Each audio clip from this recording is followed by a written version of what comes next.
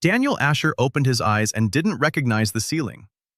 Gray planks with gaps a finger's width wide. Dim light seeped through them and water dripped down. His body was burning up. His hands were shaking so badly that he couldn't lift his head. His mouth had a taste of iron and something sour. He tried to take a deeper breath and coughed. The cough pounded from within like a hammer striking his ribs. He rolled onto his side and saw his hands. Skinny, dirty, alien. His fingernails were broken down to the flesh. On the back of his hand was a scar he'd never gotten. Daniel squeezed his eyes shut and tried to remember. Two lives collided in his mind at once. One smelled of lab alcohol and the hot asphalt of a nighttime road. The other smelled of damp straw and goat manure. He remembered driving across the bridge, and he remembered burying his father 3 days ago. Both memories were real. Both were his. And that frightened him less than it should have. Something else frightened him far more. He turned his head toward the window. Behind the cloudy glass, cracked diagonally, a small figure was moving. A girl of about 7 was pulling a wooden bucket out of a well. The water in it was brown. Speckles of dirt and something greenish floated in it. The girl lifted the bucket with both hands and took a sip straight from the rim. Daniel watched this and felt something heavy rising inside him. Not fear, not despair, anger. The pure engineering-style anger of a man who had worked at a distillery for 20 years and knew exactly what was in that bucket right now. He knew about E. coli, about Giardia, about the cholera vibrio. He knew that this girl was either already sick or would get sick by next week. And he knew that in this world, no one understood why children died of diarrhea every summer.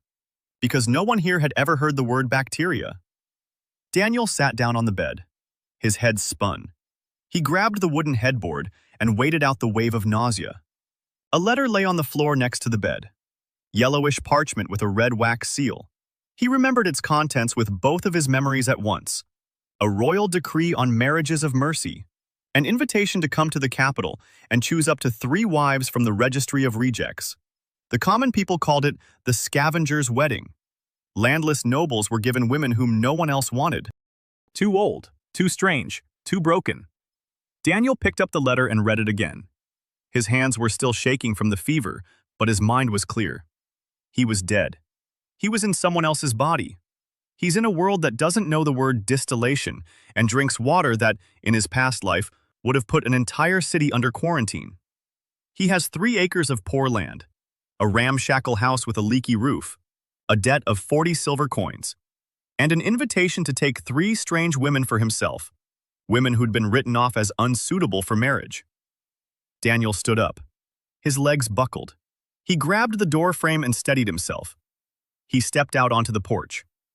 The sun blinded him. The village of Melnichny Broad lay before him like an illustration of everything he hated about the factory. Mud, unsanitary conditions, a complete lack of understanding of how the world around him worked. Houses made of gray stone and crooked wood, chickens in the dust, the smell of manure and sour beer, a murky puddle by the well. He looked at the girl. She had already finished her drink and was wiping her mouth with her sleeve. Daniel stepped down from the porch. His legs felt like cotton, but he made it to the well. The girl looked up at him in fear. To her, he was the son of the late Mr. Ash. A sick son, a strange one. Everyone knew he'd been lying in bed with a fever for a week already. Daniel crouched down in front of her. The world swayed, but he steadied himself. He gently took the bucket from her. The girl took a step back. Her mother came out of the nearest house, a large woman with red hands and a suspicious look. Daniel looked at her and said the water needed to be strained. The woman frowned. He asked her for a piece of cloth. Linen, clean. The woman brought a breadcloth. Daniel folded it in 4 and stretched it over the spout of the jug. He poured the water from the bucket through the cloth. Half the sediment remained on the cloth. Then he said the water needed to be boiled. The woman looked at him as if he were crazy. She asked why he should waste firewood on water when it was needed for cooking. Daniel replied that if the water wasn't boiled, the children would get stomach aches every summer. The woman shook her head. Everyone knew that summer diarrhea was God's punishment for sins. That's what the abbot used to say. Daniel clenched his teeth. He could have told her about pathogenic microorganisms, about fecal contamination of the groundwater, about how the well was just 20 paces from the cesspit and that it was a death sentence. But he couldn't. Not here. Not now. It was one thing to show the woman at the well how to strain the water. It was quite another to start explaining biology in a world where people were burned at the stake for biology. He remembered, not with his own memory, but with the memory of this body, the story of Pilgrim Tobias, the wanderer who made water that burned. He had been burned 200 years ago in the square in front of the cathedral. Daniel set the jug of strained water at the woman's feet and told her that if she boiled the water and let it cool, her children would stop getting sick. The woman took the jug in silence. She didn't believe him, but she remembered. Daniel returned to the porch. He sat down. He placed the king's letter on his lap and looked out at the village before him. 3 acres. Debt.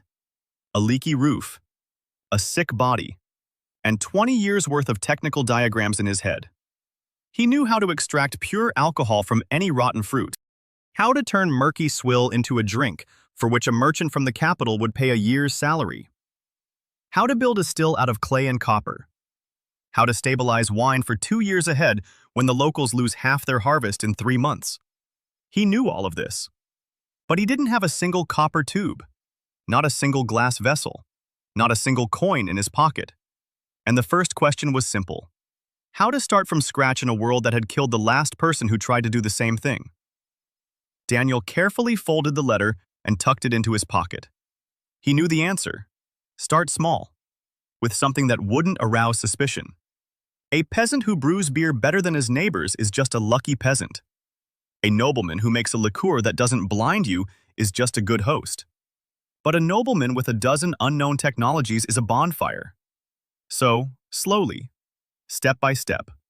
And the first step was written in this letter. He needed people, not servants, not farmhands, partners. People who knew how to do what he didn't. Winemaking, herbs, trade. He didn't know the local grape varieties. He didn't know the local plants. He didn't know how to trade in a world without banks or contracts. But he knew where to find people with that knowledge. The Royal Register of the Rejected. 3 women whom no one wanted. Daniel stood up. He was still unsteady on his feet. The fever was receding, but his body was weak. He entered the house and surveyed it with a sober engineer's eye. 1 room. A stove in the corner. A table. 2 benches. A bed. A trunk containing his late father's clothes. On the shelf, 3 clay jugs. 1 empty. 1 with sour wine. 1 with water. Daniel opened the jug of wine and sniffed it. Acetic acid. Lactic acid. A faint hint of mold. Everything was neglected. But the foundation was there. Grapes grew here. Fruit was available here. Grain was ground here. The raw materials existed. The problem wasn't with the raw, but in the technology. And the technology was in his head. He closed the jug and went out into the backyard. Behind the house stood a shed. It was crooked, just like everything else. Daniel went inside. Old tools, a broken harrow, sacks of something rotten, and a single copper basin with a green patina. Daniel picked up the basin. He turned it over in his hands. Copper. Good copper. Not the thickest, but serviceable. This basin could be turned into a primitive distillation still. If he could find a tube. If he could find a blacksmith who could bend it just right. If he could find clay to seal the joints. If. But it was a start. Daniel set the basin on the workbench and smiled for the first time that morning. 4 days later, the fever subsided. Daniel got back on his feet and felt as if all the water had been squeezed out of him and poured back in, but not quite all the way. He weighed next to nothing. His ribs jutted out beneath his skin. His hands trembled when he lifted anything heavier than a jug. But his mind was working, and his mind was what mattered most. He packed the few belongings he had for the journey. 2 shirts, pants without holes, his father's coarse wool cloak, a leather purse with 9 copper coins. That was all. With 9 copper coins, he could buy 2 meals at an inn and a night's lodging in the common hall on a bed of straw. It was a 3-day journey to the capital, weather permitting. He was half lucky. It rained on the first day. Daniel trudged along the muddy road, thinking about how, in his previous life, he'd driven to work in a car with heated seats. Now he was churning up the mud with his thin-soled boots and listening to the water sloshing in his right one. By evening, he reached a roadside inn. He went inside. The room was dark and cramped. It smelled of sour beer and burnt grease. A dozen or so men were seated at the tables. Half of them wore tattered raincoats just like his. The other half were dressed slightly better. Merchants, coachmen, small-time craftsmen. Daniel sat down in a corner and ordered a mug of beer and a bowl of porridge. The beer turned out to be the worst he'd ever tasted in his 2 lifetimes. Cloudy, sour, with a distinct aftertaste of mold and something that reminded him of a wet rag. He took a sip and closed his eyes for a second. The technologist inside him automatically analyzed the ingredients. The grain was rancid. The water hadn't been boiled. The yeast was wild and most likely contaminated. Fermentation was proceeding unchecked. Temperature wasn't maintained. The finished product was stored in open barrels. Mold had set in after brewing. All in all, this was beer that, in his former world, wouldn't have passed even the most basic quality control. And they'd paid 2 copper coins for it. Daniel took another sip. Not because it tasted good, because he needed something to drink. And because he suddenly realized something important. If this was the best a tavern on a busy road between the village and the capital, then the quality standard in this world was at rock bottom. Any drink that was even remotely clean and had a controlled flavor would be like a diamond among stones here. Daniel finished his beer. He ate his porridge. He paid 3 coins. He lay down on the straw in the common room between a snoring coachman and a man who was talking in his sleep to someone named Greta. In the morning, he got up before everyone else. The rain had stopped. The road had dried up. He walked all day, and by sunset, saw the walls of the capital. The city was called Krondal. Stone walls 5 times a man's height, towers with flags, a moat filled with water whose stench could be smelled 100 paces away. There was a line at the gate, carts, merchants with mules, peasants with baskets, and among them, a dozen men about his age, all wearing worn noble cloaks, all holding similar letters in their hands, suitors from the decree, trash collectors, as they were called. Daniel joined the line. Next to him was a red-haired guy with freckles and a nervous habit of tugging at his ear. The guy introduced himself as Fred from Alderhall, also a youngest son, also landless, also in debt. Fred said he was planning to take one wife, the quiet and unassuming one, so she wouldn't get in the way of his drinking. Daniel looked at him and said nothing. At the gate, guards were checking letters. Daniel showed his. The guard read it. He looked him up and down. He said that registration for grooms at City Hall was until noon tomorrow. Then he nodded toward a side and added that lodging for participants in the decree was free at the barracks next to St. Clement's Church. Daniel entered the city. Krondal turned out to be large, much larger than he had expected. Narrow stone streets, 3-story houses with wooden extensions, stalls on every corner. The smell of spices and manure and roasted meat and sewage. People everywhere. Merchants were shouting out prices. Children were running between carts. Music was playing somewhere. Daniel walked down the main street, counting the taverns. He counted 7 over 2 blocks. Each one was a potential customer. Every single one. He found the barracks next to the church. A long stone barracks with straw mattresses on the floor. About 30 men were already lying there. All grooms. All from the decree. The air was heavy. It smelled of sweat, cheap wine, and anxiety. Daniel found an empty spot by the wall and lay down. Tomorrow he would choose his wives. He closed his eyes and began to recall what he knew about the 3 women on the registry. Daniel Ash's mind remembered very little, just rumors from the village. Conversations at the mate, snippets of gossip. He knew there were about 100 women on the registry. Most were peasant women with no special skills. He needed specific people with specific skills. A winemaker, a herbalist, a merchant. If he was lucky, he'd find all 3 tomorrow. If not, he'd have to work with what he had. In the morning, Daniel was the first to get up. He washed his face with cold water from a barrel in the courtyard. He put on a clean shirt. He ran his fingers through his hair. He looked at his reflection in a puddle. A gaunt face, dark eyes, traces of illness on his cheekbones. Not a handsome man, but not an ugly one either. He'll do. He walked to City Hall, a gray stone building with a coat of arms on the facade, a lion and a grapevine. Suitors were already crowding at the entrance, about 50 men. They were all nervous. Some were drunk first thing in the morning. The doors opened at exactly noon. The suitors were ushered into a large hall with a balcony and wooden benches. Officials in blue robes stood on the balcony. Below, on both sides of the hall, women sat on the benches. Daniel stopped at the threshold and surveyed the hall. There were many women, about 80, of different ages, of different appearances. Some were staring at the floor. Some were looking straight ahead, their eyes fierce. Some were crying. One young woman by the far wall was knitting something without looking up. Two women next to her were whispering. A heavy-set woman in an apron was sleeping while sitting. An official on the balcony struck the railing with a gavel and called for order. The grooms stepped forward one by one. They stated their names. They cited numbers from the registry, no more than 3. A woman can refuse. A groom can be rejected if the official deems him incapable of supporting a family. They began. The first groom chose one woman, the youngest. She was 16. She nodded without looking at him. The second took 2. Both stood up obediently. The third demanded the 3 most and pointed at them. One of the women he named stood up and said she'd rather hang herself. The hall burst into laughter. The official crossed her off this groom's list and ordered them to continue. Daniel stood in line, looking at the women.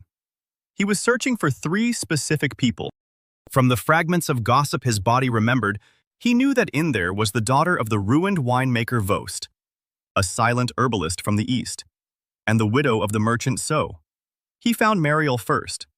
She was sitting in the 3rd row. Her light brown hair was braided into a tight plait.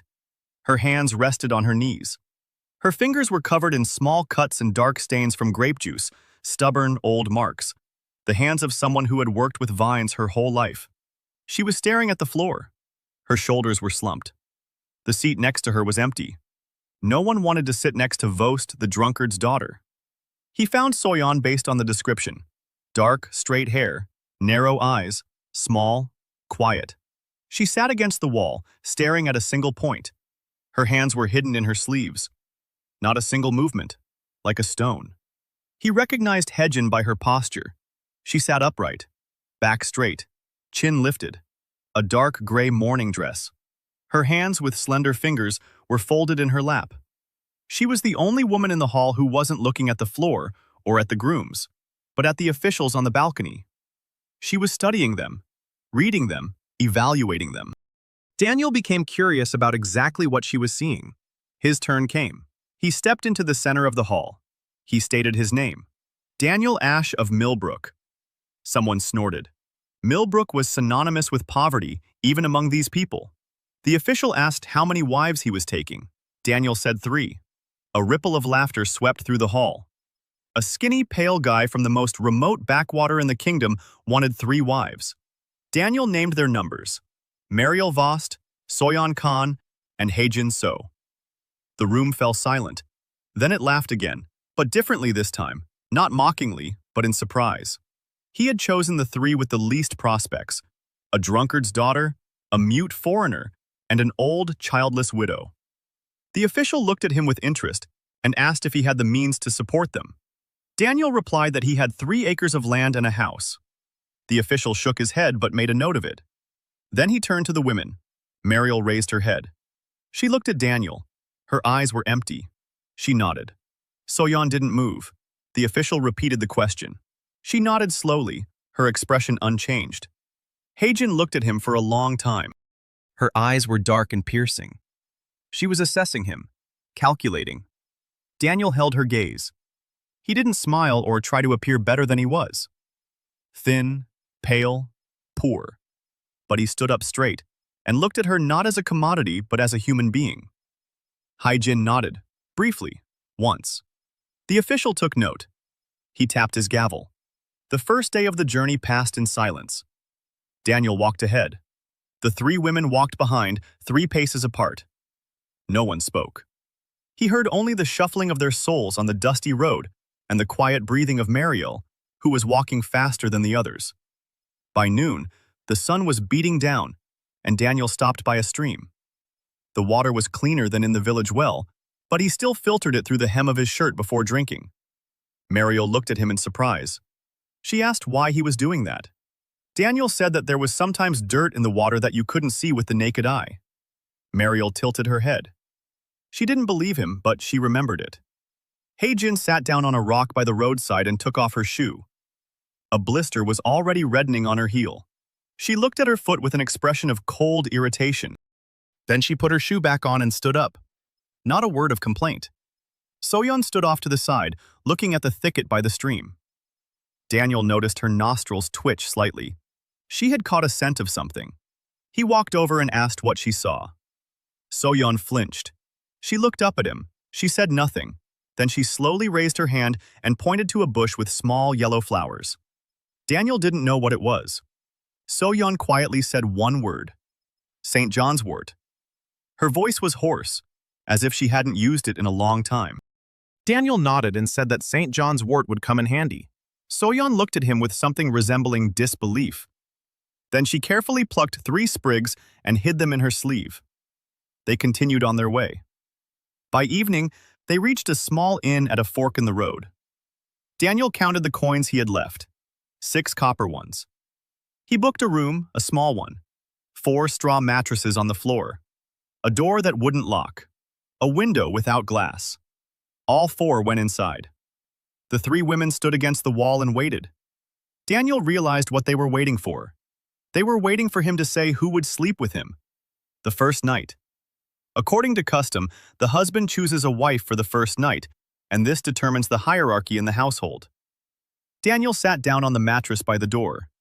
He looked at them and said that tonight everyone would sleep separately, that he would sleep by the door, that there would be no first night. Mariel opened her mouth. She closed it. She looked at Heijin. Heijin was looking at Daniel, and for the first time all day, her expression changed. Not a smile. Not surprise. Something in between. She nodded briefly and lay down on the far mattress. Mariel lay down next to her.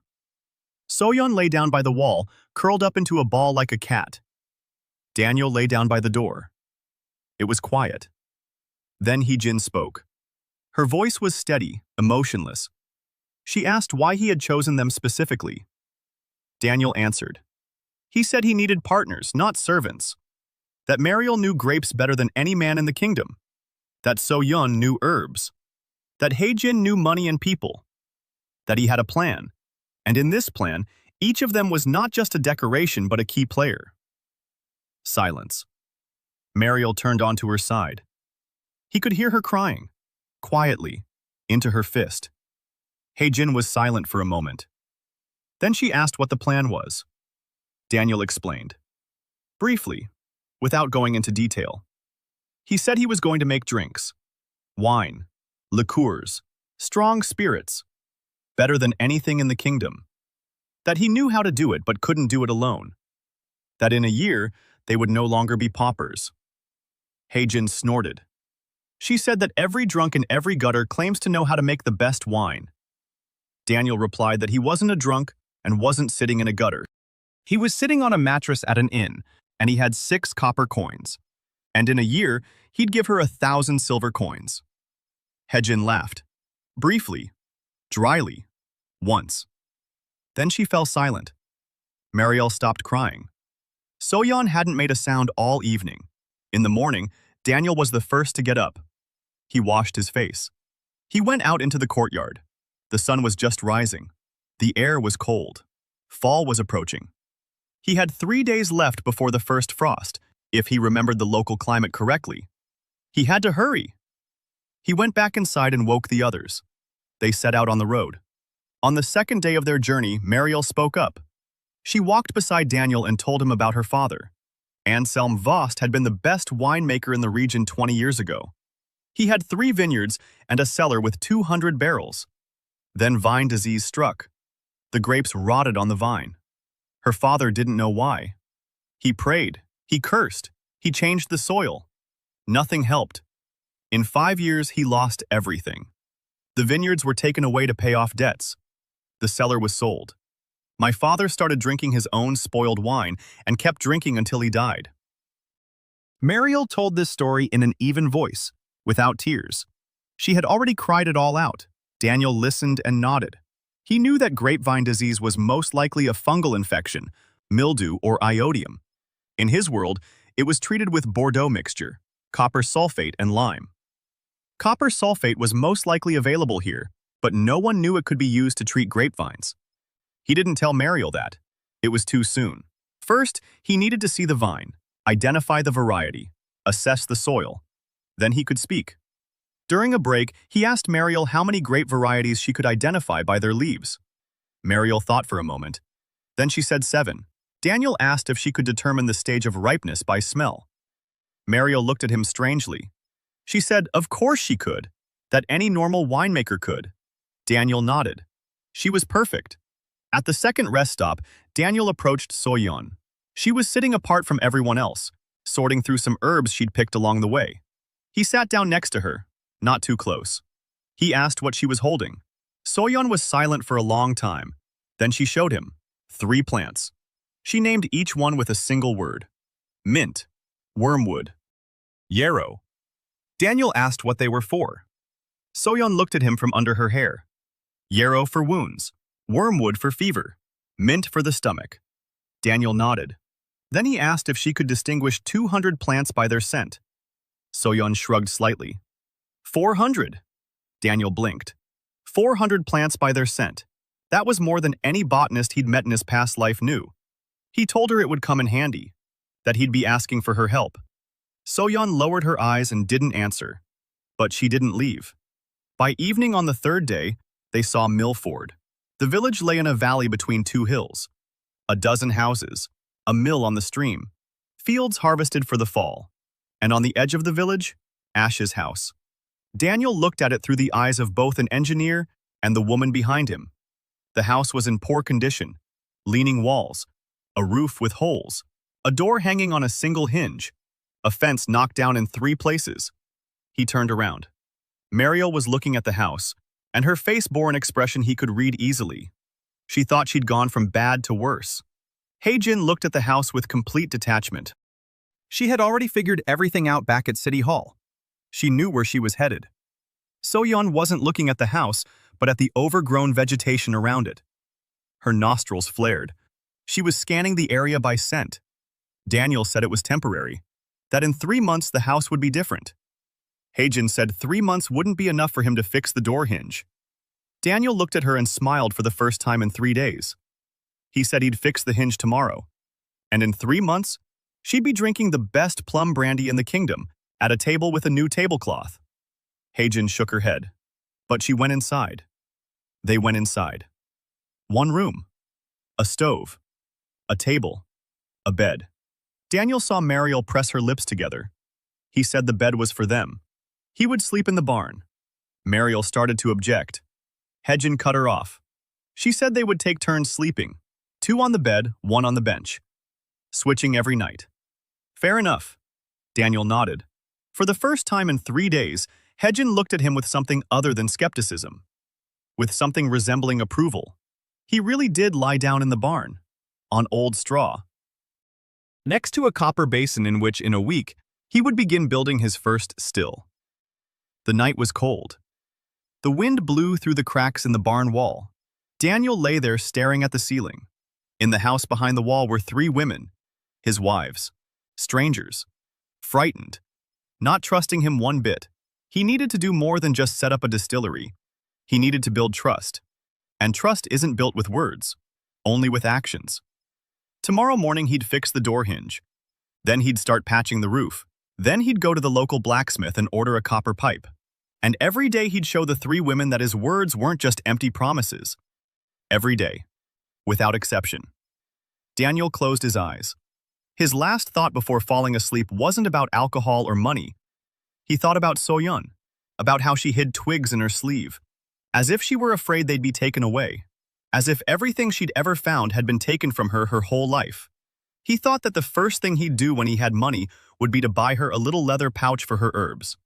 A small one, with a drawstring, so she could carry her finds openly and no one would dare touch them. In the morning, Daniel fixed the hinge. He found a rusty nail in the shed, a piece of wire.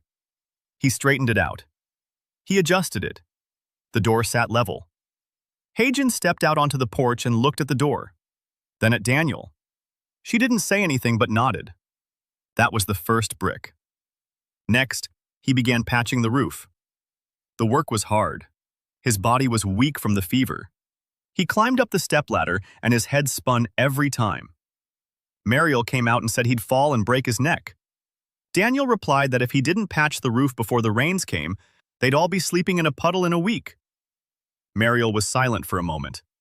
Then she climbed up after him and began passing him straw and clay. They worked all day. By evening, the roof was holding. Not perfectly, but it held. On the third day, Daniel went to see the blacksmith, Tobias Cross. A huge man with arms like barrels and a red beard singed by sparks in 3 places. He stood at the anvil, hammering a red-hot piece of iron. A girl of about 19 was bustling about nearby. Her dark hair was pulled back in a ponytail. She wore an apron over her dress. Her hands were covered in soot. She handed her father tools and gazed at the fire with an expression of pure happiness. Emily Cross. Daniel remembered her face. He walked up to Tobias and said hello. The blacksmith looked at him. He knew Daniel. He knew his father. He knew the young man had been ill and that he'd arrived from the capital with 3 wives. The whole village already knew. The whole village was laughing. Daniel said he needed a copper tube. Tobias asked what kind. Daniel began to explain. 2 cubits long, as thick as a thumb, coiled into a spiral, with a soldered end. Tobias listened and frowned. He asked what it was for. Daniel said it was for distilling. Tobias snorted. They knew about distillation around here. Rough. Primitive. Every other farmer distilled moonshine during the season. But a spiral tube, that was something new. Daniel explained and could see that the blacksmith didn't understand. He changed his words, simplified them.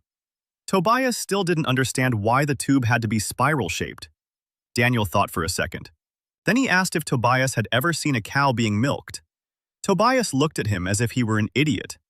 Of course he had. Daniel explained that the milk flows through a duct inside the udder. The duct is coiled, because when the duct is coiled, the liquid moves more slowly and transfers more heat to the walls. He needed a tube that did the same thing with steam. The steam travels in a spiral. It cools down. It turns back into a liquid. The longer the path, the purer the liquid. Tobias blinked. Then he nodded slowly. He understood, not the science, but the principle. Emily stood behind her father and listened. Her eyes were shining. She asked why copper specifically and not iron. Daniel looked at her. It was a good question, a very good one. He replied that copper conducts heat faster than iron, and that copper doesn't rust when exposed to water, and that copper removes something bad from the liquid. The last part was a massive oversimplification. Catalytic removal of sulfur compounds. But for a 19-year-old blacksmith's daughter in the 15th century, removes the bad stuff was enough. Emily nodded and looked at her father. Tobias named his price, 5 silver coins. Daniel didn't have a single silver coin. He offered a barter deal. Once the device was up and running, he'd give Tobias the first 3 bottles for free. Tobias laughed. He said that bottles from a beggar wouldn't count. Daniel replied that in a month, Tobias would regret taking only 3. Tobias laughed for a long time, but he agreed. Maybe because he was curious. Maybe because he felt sorry for the guy with 3 wives and not a penny to his name. The pipe would be ready in 10 days. Daniel returned home. Mariel was making dinner out of whatever she could find. A turnip, a little flour, a dried-out piece of lard. Soyeon sat by the stove, sorting the herbs she'd gathered that day. She'd already scoured the entire neighborhood and brought back 24 plants. She laid them out on a rag, each one separately, neatly, and carefully. Hagen sat at the table with a piece of charcoal and a scrap of leather. She was counting. Daniel sat down next to her and asked what she was counting. Hedgen answered without looking up. She was calculating their expenses. Food for the month, firewood for the winter, basic clothing, home repairs. Total, 13 silver coins, plus a debt of 40, plus a copper pipe for 5. Total, 58 silver coins. They were at 0. She looked up at Daniel. There was no anger in her gaze, only a statement of fact. She said they were as good as dead. Without money, they wouldn't survive the winter. Daniel nodded. Then he stood up and left. He returned a minute later with a jug of sour wine from the cellar. The very same jug he'd examined on the first day. He set it on the table. Mariel looked at the jug and grimaced. She said the wine had gone bad. Vinegar. You wouldn't even give it to pigs. Daniel opened the jug. He sniffed it. He agreed. Acetic acid. It had completely turned to vinegar. A hopeless case. But not for him. He asked Mariel to bring some honey. In the barn stood an old clay jar of candied honey from last summer. Mariel brought it. Then he asked for some oak bark. Mariel asked why. Daniel said the bark would add flavor and color. Mariel brought the bark. He pinched off a piece the size of his palm. He chopped it up with a knife. He poured it into the pitcher of wine. He added 3 spoonfuls of honey, a pinch of salt. He set the pitcher on the stove. Mariel stood nearby and watched. She didn't understand what he was doing. You're not supposed to boil wine. Everyone knew that boiled wine was dead wine. Daniel said he wasn't boiling it. He was heating it. There's a difference. He held his hand over the jug and monitored the temperature without a thermometer. By feel. When the steam became light and steady, he took the pitcher off the heat. He poured it into a clay pot. He wrapped it in a wet cloth and set it on the windowsill. The draft would cool it down. It would be ready to drink in 2 hours. Mariel asked what would happen in 2 hours. Daniel replied that in 2 hours she would, and tell him what she thinks. 2 hours passed. Daniel poured the drink into 2 earthenware cups. He gave one to Mariel. He took the second one for himself. Mariel sniffed it. Her expression changed. She took a sip. She froze. She took another sip. She set the cup down. She looked up at him. Her eyes were wet. She said it tasted better than her father's finest wine. That she didn't understand how he'd made it from vinegar and honey. That it was impossible. Daniel said it was very possible. And that it was the simplest thing he knew how to do. Hedgen approached. Silently, she took Mariel's cup. Took a sip. Set it down. Looked at Daniel with new eyes. For the next 10 days, Daniel worked like a dog. Every morning he got up before dawn and walked around the village. He gathered windfall fruit, plums, apples, pears, anything that was rotting on the ground and that nobody wanted. The neighbors watched him and tapped their fingers against their temples. The son of the late Ash was crawling around in other people's gardens and collecting rotten fruit. With 3 wives. A trash collector in every sense of the word. Daniel paid no attention. He knew something they didn't. Rotten fruit isn't trash. It's fruit in which the fermentation process has already begun. Wild yeast on the skin is already at work. Sugar is already turning into alcohol. If you catch this process at the right moment and channel it, you can get mash. From mash, you can get alcohol.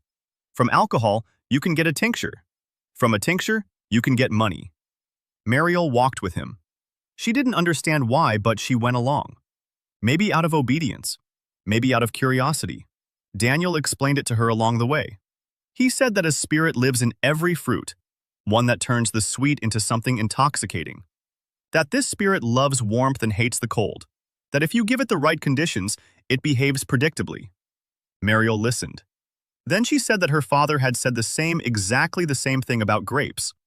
That the soul of wine lives in a good grape. But he couldn't control that soul. In a good year, the wine turned out well. In a bad year, it didn't, and there was no way to predict it. Daniel nodded. He said that now there was no need to guess. That he would teach her to control the process. That every barrel would be the same, every single time. Mariel stopped. She looked at him. There was something new in her eyes. Not tears, not skepticism. Hope. Small, cautious. Like a sprout that had poked its head out of the ground and hadn't yet decided whether to grow or hide back down. She didn't say anything. She simply walked on and began picking plums more quickly. At home, they worked together. Daniel had set up a very simple system. 3 clay pots.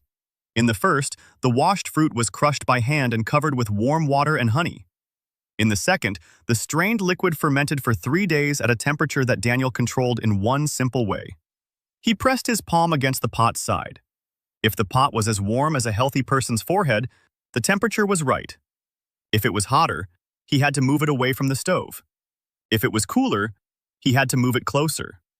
Primitive, rough, but it worked. The third pot was for storing the finished mash.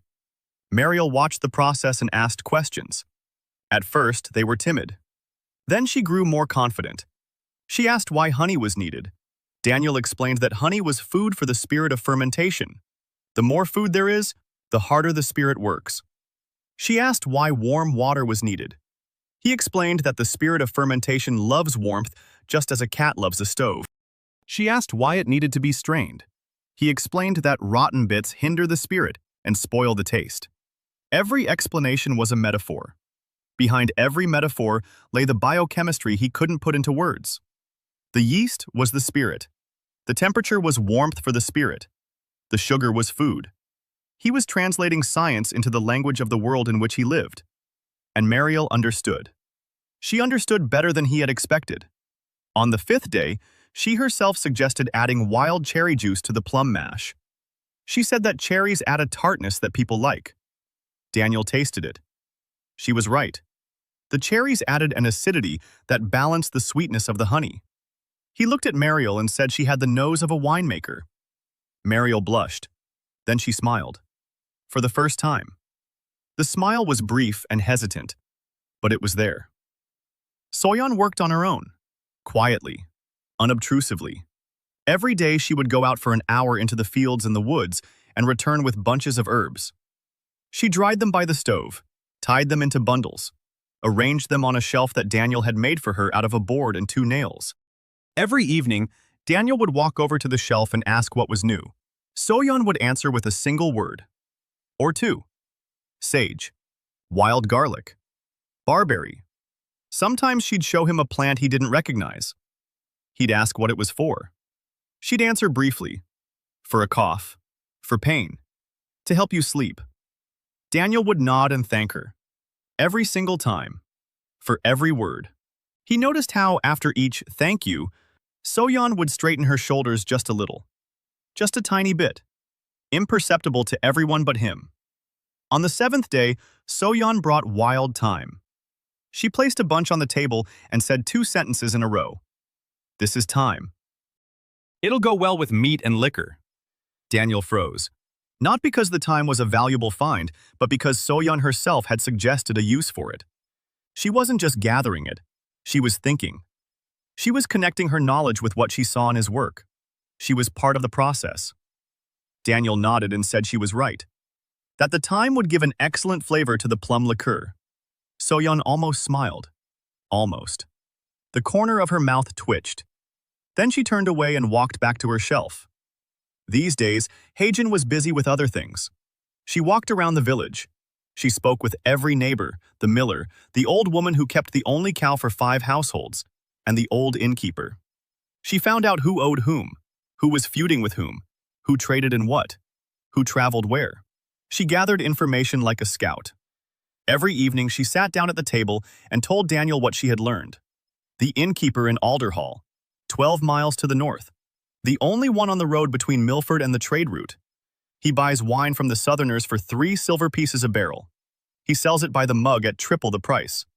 He hates the Southerners, but he has no choice. The local wine is awful. Daniel listened and took it all in. Haejin continued. A merchant caravan passes through Alderhall every 2 weeks. The drivers and guards drink a lot. They pay in copper, but they pay. If you offer the innkeeper a liqueur that's cheaper than Southern wine and tastier than the local stuff, he'll buy it. Not out of kindness, out of greed. The markup will be higher. Daniel nodded. He asked when the next caravan was coming. Haejin replied, in 6 days. Daniel did the math. In 4 days, Tobias would hand over the copper pipe. 2 days to assemble the still and run the first distillation. 6 days was cutting it close, but it was possible. He told Hedgen that they'd have the goods in a week. Hedgen looked at him and said his name for the first time. Not my husband. Not you. Daniel.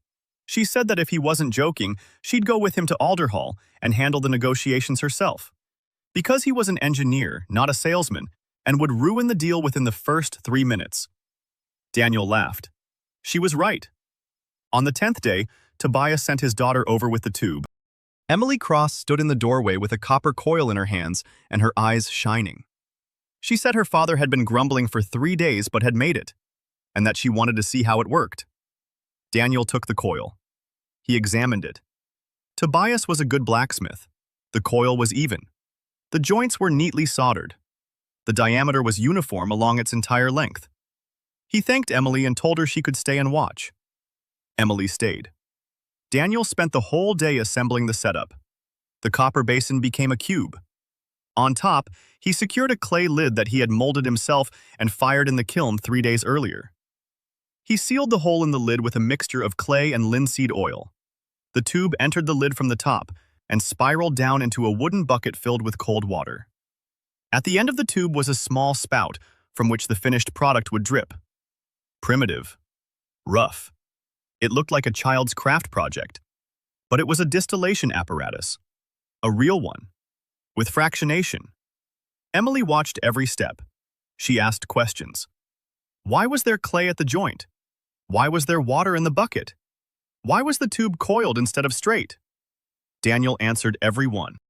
He could see how quickly she was picking things up. Quickly, eagerly. This girl was a natural-born engineer. She understood the connection between form and function. She understood that every detail had a purpose. She was born for this and trapped in a world where women weren't even allowed to hold a hammer. By evening, the setup was ready. Daniel poured the plum mash, which had been fermenting for 10 days, into the cube. He lit a fire under the basin. Slow, steady. Mariel stood on the right, Soyeon on the left. Hyejin sat on a log at the entrance to the shed. Emily stood so close that her nose almost touched the tube. The mash began to heat up. Steam rose upward, into the lid, into the tube, spiraling downward through the cold water, and the first drop fell from the spout, clear. Daniel held out a small clay cup. The drops fell slowly, one after another. He waited. He counted. He collected the first 100 drops in a separate cup and set it aside. Mariel asked why. Daniel said that the first drops were poison, the heads. They contain methanol and acetone. They cause blindness and death. Mariel turned pale. She asked if the local distillers knew this. Daniel shook his head.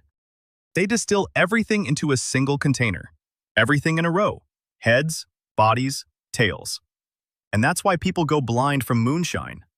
Not from the alcohol, from the methanol in the heads. Mariel pressed her palm to her mouth. She thought of the child in the village who went blind last year. Everyone said God had cursed the boy. But he'd been poisoned by methanol. Daniel was collecting the middle fraction, the body, pure alcohol, clear, sharp, strong. He raised the glass to his nose and inhaled. Pure. No fusel oils. No hint of mold. Pure fruit alcohol with a light note of plum. Not perfect. For perfection, you'd need a second distillation and a copper still, not a clay lid. But for this world, it was like water from a mountain stream after swamp sludge. He held the glass out to Mariel. She sniffed it. Her eyes widened. She took a sip. She coughed. Hard. But it was clean. No rot, no stench. No taste of death that hung over every local moonshine. She looked at Daniel and said one word. How? Daniel replied that he would tell her everything. Every step. Every reason. But not today. Today they needed to make a tincture. He took some pure alcohol, diluted it with boiled water, added honey, plum juice from fresh berries that Mariel had pressed that morning, 3 sprigs of thyme that Soyeon had brought. He stirred it, poured it into a clay jug, sealed it with a cork, placed it in a dark corner of the barn. In 3 days, the tincture would be ready. In 5 days, they would travel to Alderhall. In a week, he would find out if his knowledge was worth even a single silver coin in this world. For 3 days, Daniel didn't open the jug. Every morning, Mariel would walk over to it and look at it. Hyejin would ask if it was ready. Daniel would say no. that the tincture needed to steep, that the thyme had to release its oil, that the plum juice had to blend with the alcohol, that rushing the process meant ruining the flavor. On the third day, he pulled the cork and took a whiff. Plum, thyme, honey, a light hint of alcohol. Clean. Balanced. No off odors. He poured some into a cup and tasted it. The alcohol content was high but not scorching. The sweetness of the honey softened the alcohol. The thyme added a warm, herbal aftertaste. The plum came to the forefront. It wasn't a great liqueur. Daniel knew that in his past life, it would have scored a 4 out of 10 at a factory tasting. But here, in a world where the best was considered to be a cloudy southern wine that went bad in 6 months, here, it was a knockout. He poured the liqueur into 4 clay glasses, 1 for himself, 3 for his wives. Mariel drank slowly. She closed her eyes. He could see her analyzing the flavor, how her nostrils flared, how she searched for the notes. A professional tasting. She didn't know that word, but that's exactly what she was doing. She opened her eyes and said that the thyme was too strong, that it overpowered the plum on the first sip, that it needed to be toned down. Daniel nodded. She was right. Too much essential oil. Next time, 2 sprigs instead of 3. Soyeon tasted it and said one word. Rosemary. Daniel looked at her. She said that if they replaced the thyme with rosemary, the finish would be longer. Daniel thought about it. Rosemary. More oily. More persistent. A different aroma profile. She might be right. He said they'd try it with the next batch. Soyeon nodded and turned away, but she didn't leave the table. Hae-jin tasted it. She set down her glass. She looked at Daniel. She said the drink was good, but they couldn't sell it in clay cups. They needed containers, bottles, or at least sealed jugs, something that tells the customer about the quality before they open the stopper. Daniel agreed. He asked if there was a potter in the area. Hae-jin said there was a workshop in Alderhall. A potter named Carl. He makes pots and jugs. Mediocre but acceptable. If we order 20 small jugs with narrow necks and wax stoppers from him, we'll end up with something resembling proper containers. Daniel nodded. But we didn't have the money for a potter. Hae-jin said she knew, and that she'd already come up with a plan. She'd go to Alderhall a day early. She'd talk to the potter. She'd offer him the same barter deal as she'd offered the blacksmith. The first 3 jugs for free. If he liked the liqueur, he'd make 20 more on account of future deliveries. Daniel looked at her. Hae-jin looked back at him with a completely stony expression. But there was something alive in her eyes. She was playing a game. She missed the game. She missed trading. She missed negotiations. She missed the feeling of her brain working at full capacity. He said she was in charge of the negotiations, that he would keep quiet and pour the liquor. Hae-jin nodded. Brief, businesslike. Then she stood up and began to get ready. They left in the morning. Daniel borrowed a wagon and an old horse from his neighbor, promising to return them in 2 days. The neighbor looked at him with pity and agreed. They loaded the jug of tincture, along with Daniel and Hae-jin, onto the wagon. Mariel and Soyeon stayed home. Mariel had to keep an eye on the second batch of mash. Soyeon was gathering herbs for her next experiments.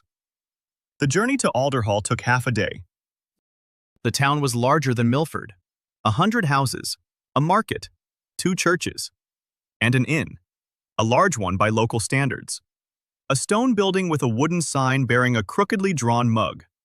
Hae-jin climbed down from the wagon and smoothed out her dress. Daniel could see how she was changing. Her back straightened even more. Her chin lifted. Her eyes grew cold and appraising. This was not Hagen, the wife from the decree. This was Hagen So, the widow of a silk merchant. The woman who had struck deals with the 3 guilds. She entered first, with Daniel following behind her. The innkeeper stood behind the counter, wiping a mug with a dirty rag. He was fat, bald, and had red cheeks. His hands were like those of a butcher. His name was Berthold. Hae-jin greeted him. She introduced herself. She said she represented the Ash House from Milford and that they had goods to discuss. Berthold looked at her. Then at Daniel. He snorted. He said that the Ash House was nothing but 3 chickens and a rickety fence, and that he had nothing to discuss. Hedgen didn't bat an eye. She said that in 5 minutes he would change his mind. Then she turned to Daniel and nodded. Daniel took out a jug. He poured some into the cup he'd brought with him. He set it down in front of Bertold. Bertold looked at the cup suspiciously. He sniffed it. He frowned. He sniffed it again. He took a sip. He froze. He took another sip. He set the cup down. He looked at Daniel, then at Hedgen, then back at the cup. He asked what it was. Hedgen replied that it was the Ash House plum liqueur. Bertold said that he'd been behind the bar for 20 years and had never tasted anything like it. That it was pure. That it didn't give you a headache. That it tasted like an expensive southern liqueur, only better. Hedgen said she was glad to hear that and that they were ready to discuss a supply deal. Bertold asked the price. Hedgen named it. 2 silver coins per jug. 20 servings per jug. If sold for 1 copper coin per serving, Bertold would get 20 copper coins. 1 silver coin is worth 10 copper coins. So his profit is exactly 100%. Bertold narrowed his eyes. He said that southern wine costs him 3 silver coins per barrel, and there are 100 servings in a barrel. That's 30 copper coins per barrel. The markup is higher. Hedgen replied without batting an eye. She said that southern wine spoils within 3 months. That by spring, half the barrel goes down the drain. That the actual cost of a serving of southern wine is 3 times higher than he thinks. And Ash's liqueur keeps for at least a year. No losses, no spoilage. Bertold was silent. He was doing the math in his head. Daniel could see his lips moving. Then the innkeeper looked at Hedgen and said he'd take 5 jugs to try. If the customers liked it, he'd order more. Hedgen said 10 jugs at least. Bertold said 7. Hedgen said 8, plus the first jug for free as a tasting for regular customers. Bertold thought for a moment. Then he held out his hand. Hedgen shook it. Deal. 8 jugs at 2 silver each, minus 1 free. Total, 14 silver. Daniel stood there in silence the whole time. He looked at Hedgen and saw a master. She didn't haggle. She guided her partner toward a decision that the partner considered his own. She knew when to give in and when to push. She knew that a free jug wasn't a loss but an investment. Bertold would try it and get his best customers hooked. In a month, he'll be ordering 20 jugs. In 3 months, 50. On the way back, Hedgen was silent. Then she said that 14 silver coins was just the beginning. The debt was 40. Winter expenses, 13. Pipe, 5. Potter, 3. Total, 61 silver coins needed. We have 14. That leaves 47. At a rate of 8 jugs every 2 weeks, they'll break even in 2 months, if nothing bad happens. Daniel said they'd speed things up, that the second distillation would yield a better product, that a better product would allow them to raise the price, that he needed a real copper cube, not a clay lid on a basin. Hedgen nodded. Then she was silent for a moment. Then she said he was unlike any man she'd ever known. Daniel asked why. Hedgen said that every man she'd known would first make promises, and then explain why things hadn't worked out. But he acts first and then promises even more. And so far, he's been delivering. Daniel remained silent. He didn't know what to say. Hedgen turned to him and looking him in the eyes. For the first time, without judgment, without calculation, she just looked at him. Then she turned away and stared at the road all the way home. They returned by evening. Mariel was waiting on the porch. She saw their faces and realized the deal had gone through. She smiled. For the second time, wider than the first. Soyeon came out of the house and silently handed Daniel a sprig of rosemary. She'd found it while they were out driving. 3 large sprigs with small blue flowers. Daniel took the rosemary and said thank you. Soyeon nodded and went back inside. That night, Daniel lay in the shed and did the math. He needed to produce 8 jugs of tincture in 2 weeks. He had one still capable of producing half a jug of pure alcohol per distillation. 1 distillation took a day. That meant 8 days of solid work, plus 3 days for each batch to steep. He wouldn't be able to finish in 2 weeks without running the process in parallel. That meant he needed a second pot for fermentation, and more raw materials, and more helping hands. In the morning, he got up and walked through the village. He knocked on every door. He asked if anyone had plums, apples, pears, anything. The neighbors looked at him, some with pity, some with derision. But they gave him fruit. For free. They didn't need it.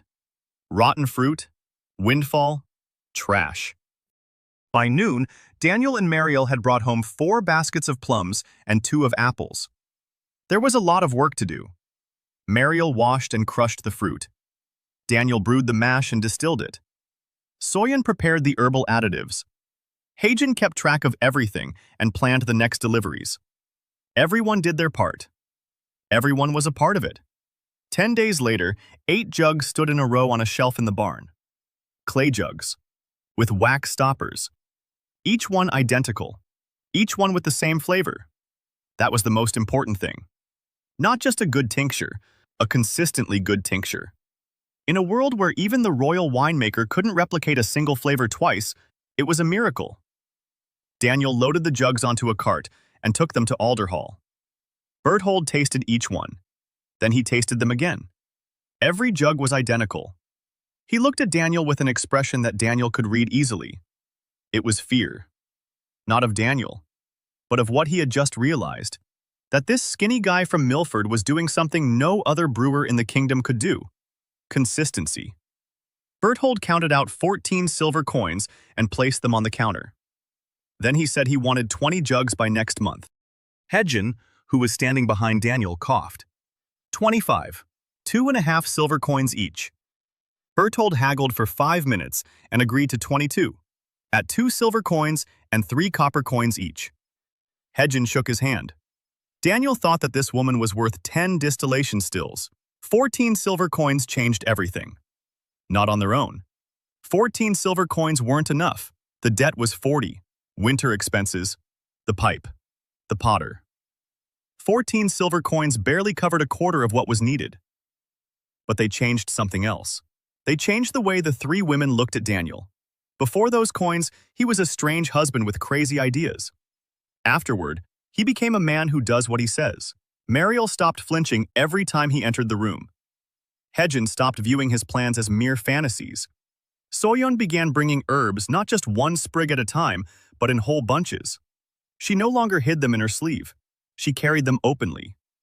Daniel bought her a leather pouch at the market in Old Durhall. A small one, with a drawstring made of leather cord. It cost 3 copper coins. He placed it on the shelf next to her herbs and said nothing. By morning, the pouch had disappeared. Soyeon wore it on her belt, all the time. She didn't say a word, but she wore it every day. The first frosts hit a week later. Daniel woke up in the barn, shivering from the cold. Steam was coming out of his mouth. The straw was frosted over. He stepped out into the yard. The ground was white. The puddle by the well was covered with a thin layer of ice. Winter was coming. Fast. He went into the house.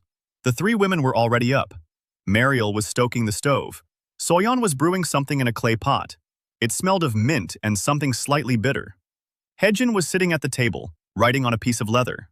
Daniel sat down and said they needed to expand. That one distillation apparatus wasn't enough. That to produce 22 jugs by next month, he'd have to distill every day without stopping. That he needed a second apparatus. A real copper cube. Not a basin with a lid, but a cube with a proper helmet and a long coil. Hedgen asked how much. Daniel said that a 20-liter copper cube would cost 12 silver pieces from Tobias. Hedgen did the math. Of the 14 silver pieces, 10 had gone toward food and firewood. That left 4. She needed 8 more. There was nowhere to get them. Daniel said there was a way. He could make more than just tinctures. He could make vinegar. Hedgen looked up. Vinegar, Daniel explained. The waste left over after distillation, distiller's grains, pomace, the remains of the mash. All of that was usually poured out. But if you leave it exposed to the air in a loosely sealed container for 2 weeks, you'll get vinegar. Good, pure apple or plum vinegar. 10 times better than what they sell at the market. Everyone needs vinegar. Every kitchen. Every tavern. Every housewife for pickling. Hedgen did the math. Vinegar costs 1 copper coin per jug. Cheap, but the volumes could be large. If you make 20 jugs a week from free waste, that's 20 copper coins. 2 silver coins. 8 a month. Just enough for a cube. She looked at Daniel. She asked why he hadn't said anything sooner. Daniel replied that they hadn't had any waste before. Now they do. Hejin nodded. She stood up. She said she'd take care of it herself, that vinegar was her specialty, that she knew who to sell it to and at what price. Daniel didn't argue. Mariel approached him after breakfast. She looked pale. She said she wanted to talk. They went out onto the porch. Mariel was silent for a long time. She fidgeted with her fingers. Then she said she was afraid. Daniel asked what she was afraid of. Mariel said she was afraid that it would all come to an end, that the tincture would stop working, that Berthold would refuse to buy it, that winter would kill them, that she'd lose everything again, just as she'd lost her father's vineyards. She spoke quietly and quickly, without pausing, as if she wouldn't be able to continue if she stopped. Daniel listened. He didn't interrupt. When she fell silent, he said one thing. He said that her father had failed not because he was a bad winemaker. He was an excellent winemaker. He failed because he didn't understand the enemy. The vine disease is a fungus, a living organism. It feeds on grapes. It multiplies in damp weather. And it can be killed. Copper sulfate dissolved in water mixed with lime. Spray the vines in the spring and fall. The fungus will die. The grapes will survive. Mariel stared at him without blinking. She asked how he knew that. Daniel said he'd read it in an old book. It was a lie, but the only one possible. Mariel was silent. Then her face changed. Slowly, as if something inside her had cracked. Not broken. Cracked like a shell through which a sprout is pushing its way out. She said that if it were true, if copper sulfate really did kill the fungus, then her father had died in vain. Because copper sulfate is sold at every market for 3 copper coins, and no one knew that they could have saved the vine. Daniel nodded. Mariel lowered her head. Her shoulders shook. She was crying, not quietly into her fist like before, but loudly, out loud. Daniel placed his hand on her shoulder. He didn't hug her. He didn't pull her close. He just put his hand there and stood beside her. When she quieted down, he said that in the spring they would plant a vine, her vine. One of the varieties her father had remembered. And they'd treat it with copper sulfate, and in 3 years they'd have a vineyard. And the first wine from that vineyard would bear the name Vost. Mariel looked up at him with reddened eyes. She wanted to say something but couldn't. She just nodded. The following weeks were difficult. The cold was growing more intense. Working in the shed was becoming increasingly difficult. The water froze in the buckets. The mash fermented slowly because the temperature was dropping. Daniel moved 1 fermentation pot into the house. Mariel objected, saying the house was already cramped. Hejin said that having a pot of mash by the stove wasn't aesthetically pleasing. Daniel replied that having a pot of mash by the stove meant 4 silver coins by the end of the month. Hejin fell silent. The pot remained by the stove. The vinegar was ready sooner than expected. Hejin sold it at the market in Alderhall and in the 3 nearest villages. Ash's apple cider vinegar. Pure. Clear. No cloudiness and no flies floating in it, unlike every other local vinegar. The housewives tasted it and bought it. 2 weeks later, Hejin brought home 9 silver coins. More than they'd planned. She laid the coins on the table and said that vinegar wasn't a real business. It was small change. But it's a small thing that keeps them fed while the real business is growing. Daniel ordered a copper vat from Tobias. 20 liters, a standard vat with a long spout, a coil with 2 turns. Tobias didn't laugh this time.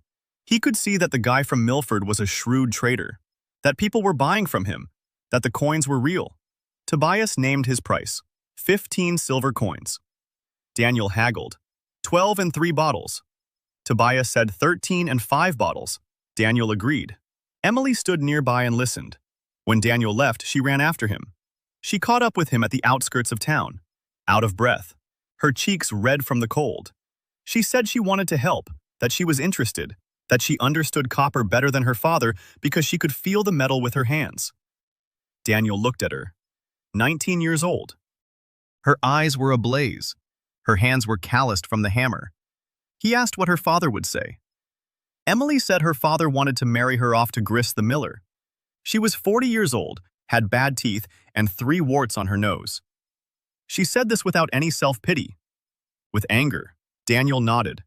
He said he'd talk to Tobias, that he needed someone who understood metal, that he'd have work for her, but not right now. First the cube, then work, Emily nodded and ran back inside. Daniel watched her go and thought about how, in this world, talents are wasted simply because they were born in the wrong body. A girl who can sense metal with her hands should be soldering distillation columns instead of doing laundry for a fat miller with warts. He returned home. Winter had truly set in. Snow, wind blowing through the cracks. The stove could barely keep up. Daniel plugged the cracks in the walls with rags and clay. Mariel sewed extra blankets from old sacks. So-yeon brewed herbal teas for colds. Every evening, the four of them sat by the stove and drank a hot infusion of rose hips and mint that So-yeon, in silence. Or almost in silence. Sometimes Mariel would talk about her father. Sometimes Hejin would count aloud and share her plans. Sometimes So-yeon would name a new plant she'd found under the snow. Daniel listened and felt how four strangers were slowly becoming something else. Not a family. Not yet. But something close to it. A team. The copper cube was ready in 3 weeks. Tobias brought it himself on a sled. Heavy. Shiny. Beautiful. 20 liters in volume. A helmet with a high neck. A coil with 3 turns. Tobias had done more than they'd ordered. He'd added an extra turn on his own initiative. He said that if you're going to make a cooling tube, you might as well do it right. Daniel inspected every joint, every seam, every bend. The workmanship was excellent. He shook Tobias's hand and handed over 13 silver coins. 6 remained in his pocket. The debt was still hanging over him, 40 silver coins. The creditor was Baron Lamar from the neighboring county. The payment was due in 2 months. If he didn't pay, the Baron had the right to seize the house and the land. Daniel placed the cube in the barn. He reassembled the still. Now it was serious equipment. A copper still on a stone foundation. Beneath it was a firebox for firewood. A helmet with a neck opening. A coil in a barrel of water. At the end of the coil was a tap from which the finished liquid flowed. The first distillation in the new still yielded 3 times as much product as the old setup. Cleaner, smoother, with better fraction separation. Daniel cut off the heads. He assembled the body. He cut off the tails. The body was as clear as water and smelled of plums. He tasted it. Pure. Strong. Not a single off note. Then he did something he'd never done before. A second distillation. He poured the finished spirit back into the still and distilled it once more. The result was a cut above. Even purer. Even smoother. More refined. Double distilled spirit. In his past life, that had been the standard for good vodka or brandy. Here, it was something unheard of. Mariel tasted it and was silent for a long time. Then she said that if they diluted it and added the right notes, it would be the best drink in the kingdom. Not in the village, not in the county, in the kingdom. Daniel nodded. He knew, and he knew it was dangerous. A product that was too good attracted too much attention. But there was no choice. Debt was burning. Winter was eating away at their supplies. They needed money. A lot of it. Fast. He created 2 lines. The first, a regular plum liqueur, the same one they sold to Berthold. Good, pure, affordable. 2 silver coins per jug, a workhorse. The second, a double distilled plum brandy, infused with oak shavings, with honey and rosemary. Aged for a week in a clay jug fired on the inside. Daniel couldn't age it in oak barrels because he didn't have any. But the fired clay produced a similar effect. The tannins in the clay drew out the residual bitterness, a light, smoky aftertaste from the firing. The honey and rosemary rounded out the flavor. The result? A drink unlike any other. Daniel poured it into a small jug made by the potter Carl, specially commissioned by Hegan. A narrow neck, a wax seal. The letter A imprinted on the wax. Hegan had come up with the idea. Mariel carved the seal from a piece of bone. The A stood for ash, the first symbol of the future brand. Hejin set the price for the brandy at 10 silver coins per small jug. Daniel said that was madness. Hejin said it would be madness to sell such a drink for less. She explained. 10 silver coins is the price of a bottle of good southern wine in the capital. But southern wine goes bad. Ash brandy doesn't. Southern wine is different every time. Ash brandy is the same every time. Southern wine has to be drunk quickly. Ash brandy can be stored for a year. It's a different product for a different customer. Not for innkeepers, for nobles, for merchants, for those who pay for quality, not quantity. Daniel thought, she was right. 2 product lines, 2 markets, mass market and premium. Basic economics he knew from his past life but hadn't thought to apply. Hagen had figured it out. Berthold received his 22 jugs of liqueur. He paid. He ordered 30 more for the following month. His customers were delighted. Carriers from all over would make a special detour to stop by his place for Ash's liqueur. Word spread along the highway. Hagen took 5 small jugs of brandy and rode to Alderhall. But not to see Berthold, to see someone else. A cloth merchant named Willem. A wealthy man, well-respected. A connoisseur of fine spirits. Hagen knew him through her late husband's connections. She went to his home. She set a small jug on the table. She asked him to try it. Willem tasted it. He set the cup aside. He looked at the little jug, turned it over in his hands, saw a wax seal with the letter A. He asked what it was. Hagen explained. Willem bought all 5 little jugs for 50 silver coins, without haggling. Then he asked if he could order 20 more for the new year, as gifts for his business partners. Hagen said that was possible. 12 silver coins each. Willem agreed. Hagen returned home with 50 silver coins in her purse. She entered the house. She set the purse on the table. She untied it. The coins spilled out onto the floorboards. Mariel pressed her hand to her mouth. Soyan looked up from the herbs and froze. Daniel looked at the silver and counted. 50. Plus 14 from Berthold for the first batch. Plus 44 for the second. Plus 9 for the vinegar. Minus 13 for the barrel. Minus expenses. That left her with about 70 silver coins. He owed 40. He could pay off the debt, right now, and still have 30 silver pieces left, enough to get through the winter and keep production going. Hagen had said he had to pay it back immediately, that every day of delay was a risk, that Baron Lamar wasn't the forgiving type. Daniel agreed. In the morning, he rode to see the Baron. Baron Lamar lived in a fortified estate 2 hours' ride away. A stone house with a tower, a fence, guards, a world apart from Milford. Daniel entered the house and requested an audience. The Baron's steward received him in the hall, an elderly, gaunt man with a goatee and a contemptuous gaze. Daniel placed 40 silver coins on the table. The steward counted them. He nodded. He wrote out a receipt. The debt was paid off. The ash house was free. Daniel took the receipt and left. On the porch, he paused and breathed in the frosty air. The debt had been repaid. The first goal had been achieved. He stood in the cold and felt something ease inside him. Not joy. Relief. As if a weight had been lifted from his shoulders. A weight he'd been carrying since his first day in this body. He returned home by evening. He walked in. He placed the receipt on the table. Hagen picked it up. She read it. She looked at him. She nodded. Mariel hugged him. Quickly, awkwardly. She let go and blushed. It was their first touch. Soyan was sitting by the stove. She took a small bundle of dried mint out of her leather pouch and placed it next to Daniel on the bench. She didn't say anything. Daniel looked at the mint, then at Soyan. She was staring into the fire. He took the mint and put it in his breast pocket. She knew he'd notice. She wanted him to notice.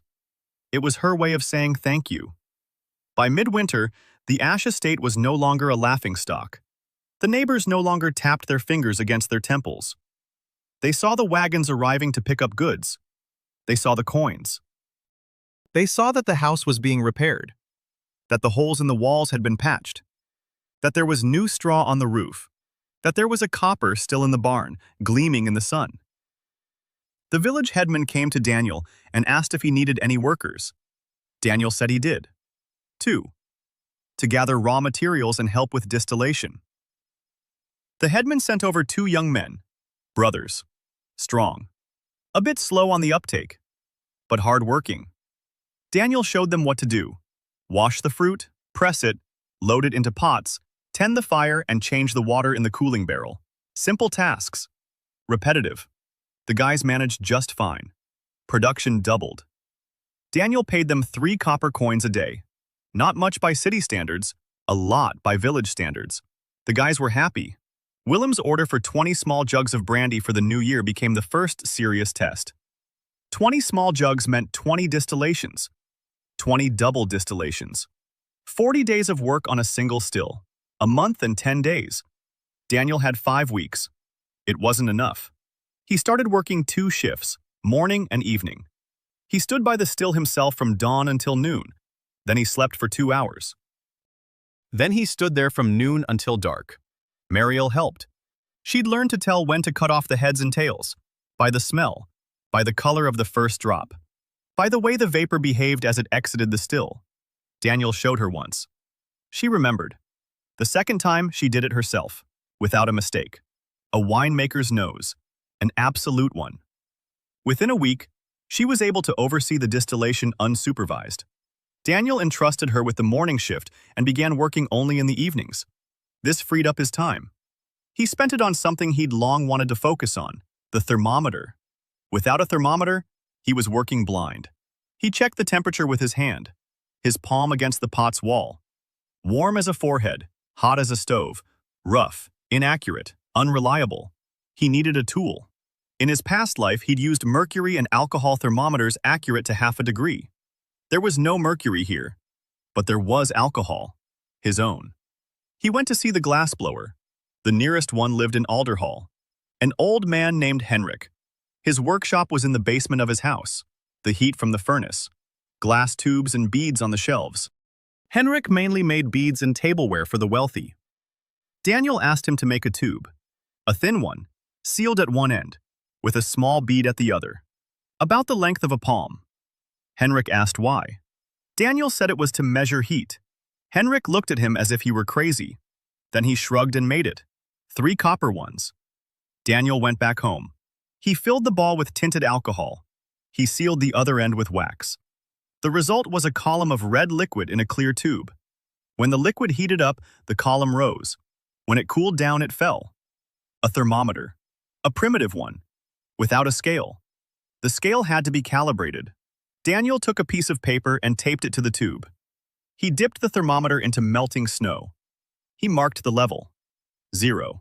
He dipped it into boiling water. He marked the level. 100. He divided the distance between the marks into 10 parts. Each part was 10 degrees, roughly. The first calibration turned out to be inaccurate. He recalibrated it 3 times. It turned out acceptable. The margin of error was plus or minus 5 degrees. That's good enough for this world. Mariel looked at the thermometer with awe. She asked what kind of sorcery this was. Daniel said it wasn't sorcery. It was an instrument. The liquid expands when heated and contracts when cooled. It rises and falls inside the tube. You can tell how hot it is by the markings. Mariel took the thermometer in her hands. She turned it over. She dipped it into a pot of warm water. She watched as the column rose. She looked up at Daniel. Her eyes were full of admiration. She said that with this thing, she could control the fermentation down to the day. If she knew the temperature, she could predict exactly when the mash would be ready. Not by eye, not by taste, but precisely. Daniel nodded. Exactly. Mariel pressed the thermometer to her chest and said it was the most beautiful thing she'd ever seen in her life. Daniel smiled. In his past life, thermometers cost $1 each at the hardware store. Here, he had just changed the world with a single glass tube. Emily came by every day after lunch. Her father let her go for 3 hours. She watched Daniel work. She asked questions. She touched every detail.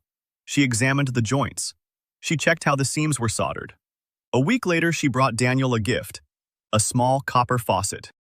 She'd made it herself, in secret from her father, out of scraps. The faucet was rough, but it worked. Turn it, and the liquid flows. Turn it again, and it stops. Daniel installed the faucet at the coil's outlet. Now he could control the flow, stop it when needed, start it when he was ready. A small thing, but a small thing that saved him an hour of work every day. He thanked Emily. She blushed to the roots of her hair and ran away. 20 little brandy jugs were ready 3 days ahead of schedule. Hedgen personally checked each one. She opened them, sniffed them, tasted a drop, closed them, sealed them with wax. She stamped them. 20 identical little jugs, each with the letter A on the seal. She took them to Willem herself. She returned with 240 silver coins. 12 per jug. 20 jugs. No discounts. No haggling. Willem paid without looking and ordered 30 more by spring. And he asked if she could bring a sample to the fair in Krondal. Hedgen said she could. She knew that the capital's fair was on a whole other level. Different money, different people, different risks. On the way back, she thought about how the little workshop in the barn was no longer just a little workshop. That 240 silver coins was more than a minor noble's annual income. That the name Ash was beginning to be heard beyond the village. And that this meant someone would soon take notice. Someone important. She was right. That same evening, a horseman arrived in Melnichny Brod. He was a servant of Baron Vittore Hald. He brought a letter on expensive parchment bearing the seal of the Winemakers Guild. The letter was addressed to Daniel Ash. In it, Baron Hald expressed interest in the Ash family's business and invited Daniel to a meeting at his estate to discuss possible cooperation. The wording was polite. The language was gentle. But Hedgen read the letter and said one word: threat. Daniel looked at her. Hedgen explained. Baron Hald has been head of the Winemakers Guild for 50 years. His family controls 3/4 of the kingdom's vineyards. When he invites someone to collaborate, it means he wants to buy them out. When a small producer refuses to sell, Hald acquires them by other means. Through pressure, through guild sanctions, through the courts, through a fire at the warehouse. Daniel folded the letter. He knew this would happen sooner or later. Too good a product, too rapid growth, too much attention. He looked at Mariel. She had turned pale. He looked at Soyeon. She sat motionless, but her fingers clenched the little pouch of herbs at her belt. He looked at Haijin. Haijin looked at him calmly. She was waiting for him to speak. Daniel said he would go to Hald. He would listen. He would figure out what Hald wanted. And he'd come back. Hedgen nodded and said she'd go with him.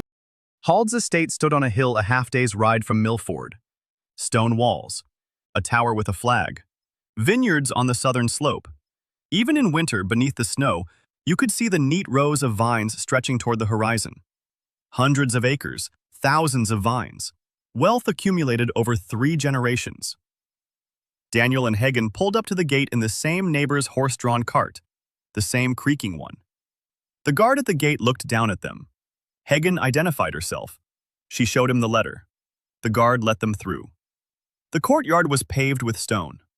4 thoroughbred horses stood at the tethering posts. Servants in matching livery. The scent of expensive wine and roasted meat wafted from the kitchen. A different world. Daniel tied up his horse and stood up straight. Hedgen walked beside him, her back straight, her chin lifted. She was wearing the finest dress she owned. Dark blue. Mourning attire, yet dignified. She looked like a merchant's wife, not like the wife of a beggar from Melnichny Brod. They were led into the hall. It was large. A fireplace, tapestries on the walls, a long oak table. And seated at the table was Baron Vittore Hald. 45 years old, he was a large man, broad-shouldered, dark hair streaked with gray, a neatly trimmed beard, an expensive dark red doublet. Around his neck, a gold chain with a medallion from the Winemakers Guild, an intelligent face, attentive eyes. He was no village fool in expensive clothes. He was a man who had spent 30 years building an empire and was accustomed to everyone around him playing by his rules. Hald stood up. He smiled. He gestured toward the chairs. He sat back down. A servant poured wine into 3 silver goblets. Daniel sat down. Hagen sat down. Hald began to speak. His voice was low, calm, friendly. He said he was pleased to meet them. That he'd heard about the Ash House products. That he'd tried the liqueur his man had bought at Berthold's tavern. That he was impressed. That he hadn't tasted anything like it in a long time. Daniel listened and said nothing. Hedgen listened and said nothing. Hald continued. He said that winemaking was a complex and dangerous business.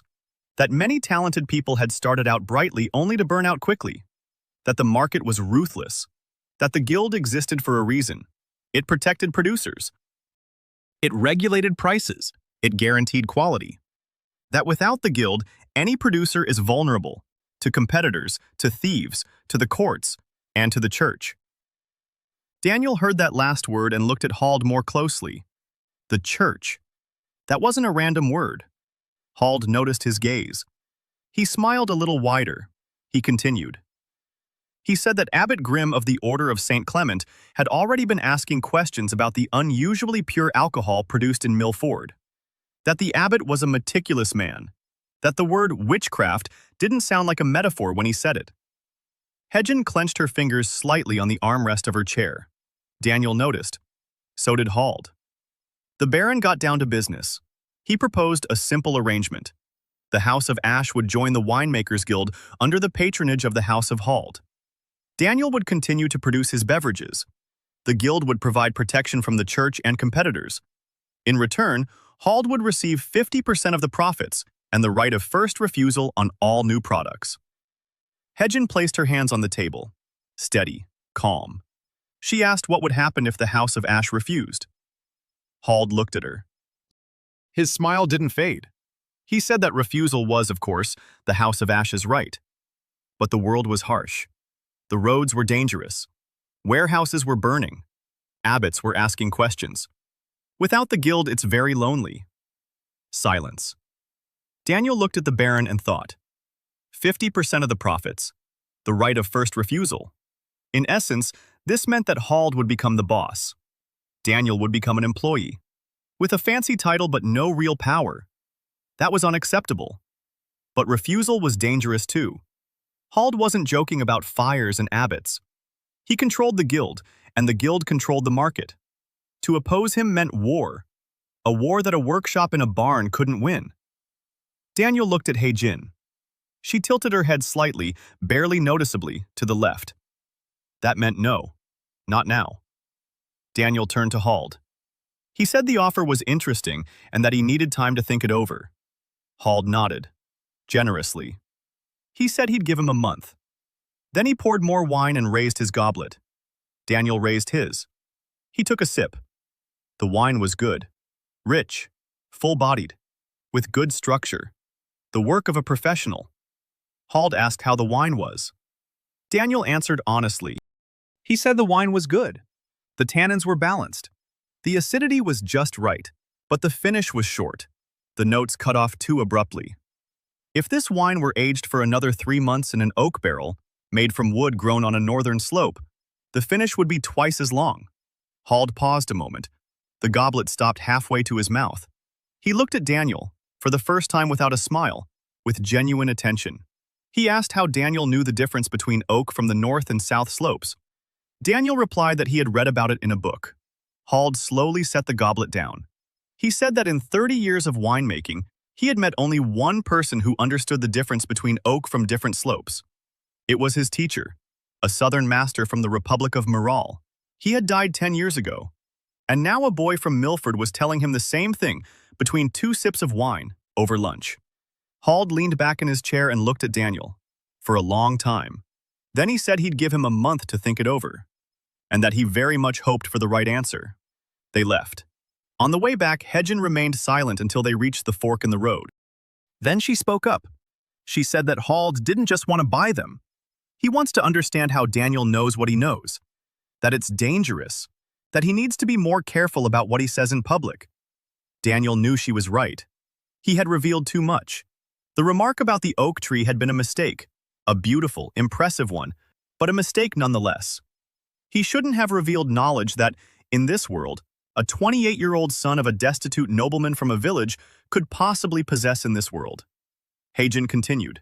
She said they had a month, that during that month they needed to do 2 things. First, secure clients of a higher rank than Berthold and Willem, people with enough influence to protect them from Hald. Second, gain access to the royal court. If the king liked Ash's product, no guild would dare touch it. Daniel asked how to gain access to the court. Hedgen said there would be a fair in Crondall in 6 weeks. People from the court would be at the fair. Willem had promised to bring a sample, but one sample wasn't enough. He needs to be there in person. Daniel himself needs to stand behind the counter and showcase his product. The right people need to taste it and remember the name Ash. Daniel nodded. 6 weeks. In 6 weeks, he needs to prepare the best batch he's ever made. Something special. Not a liqueur. Not ordinary brandy. Something that would make a capital nobleman stop in his tracks, set down his goblet, and ask who made it. He'd been thinking about it the whole way. By the time they entered Melnichny Brod, he knew what it would be. Apple brandy. Aged, fragrant, in a glass bottle. The world's first premium product. For that, he needed glass. Real glass. Clear, thin. Not clay jugs. Glass bottles. He'd go back to Henrik. He'd order 10 small bottles with ground-in stoppers, and he'd seal them with wax bearing the letter A. And each bottle would cost as much as a guard's monthly salary. Mariel met them on the porch. She saw Daniel's face and asked what had happened. Daniel said they were going to the fair. Mariel asked which fair. Daniel said the one in the capital. Mariel turned pale. The capital. The fair. People from the court. She said she didn't have a dress for the capital. Hagen said there would be a dress. Then she looked at Mariel and added that there would be one for her too. Mariel blinked. She didn't understand. Hagen repeated herself. There would be a dress for Mariel too, because Mariel was going with them.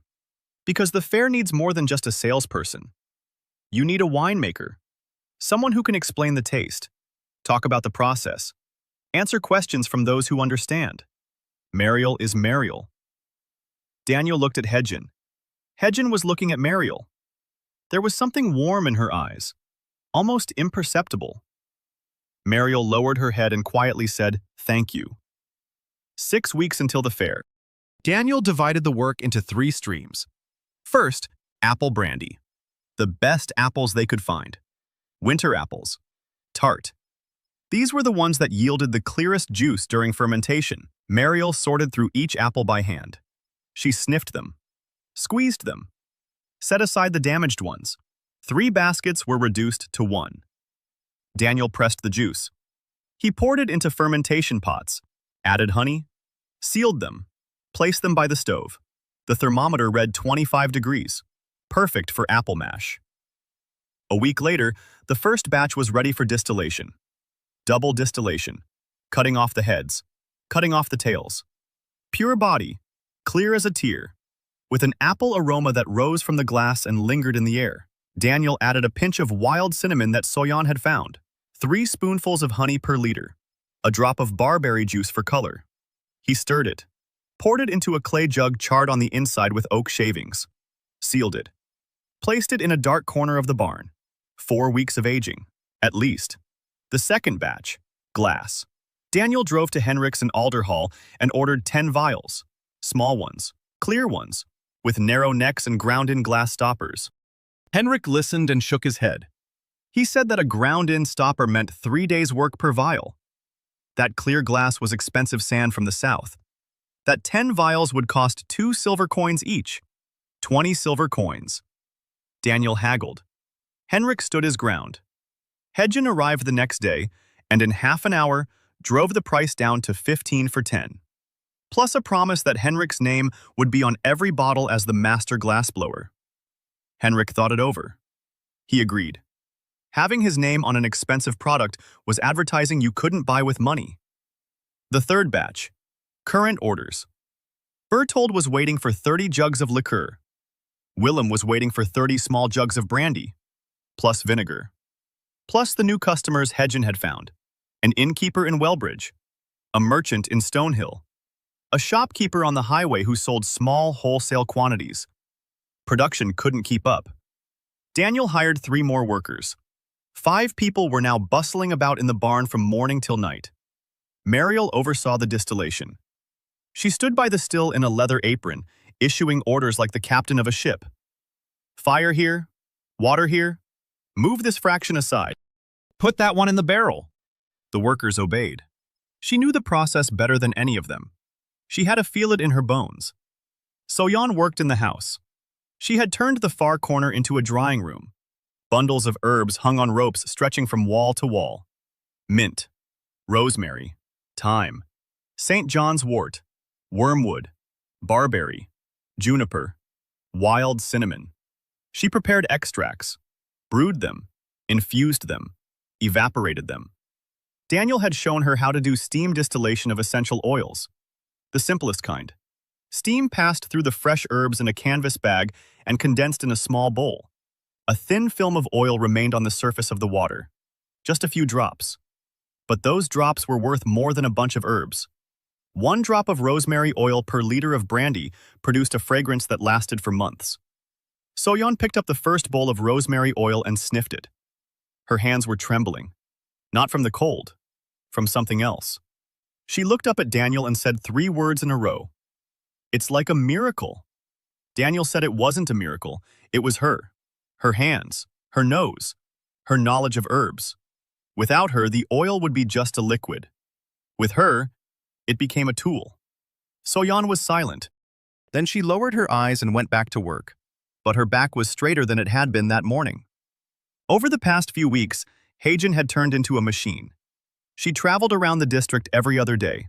She negotiated. She closed deals. She counted every coin. She started a ledger, a real one. On parchment she'd bought from a scribe in Alderhall. Income, expenses, balance, every day. Every entry. Daniel glanced at the ledger and saw a system that would have made an accountant from his past life envious.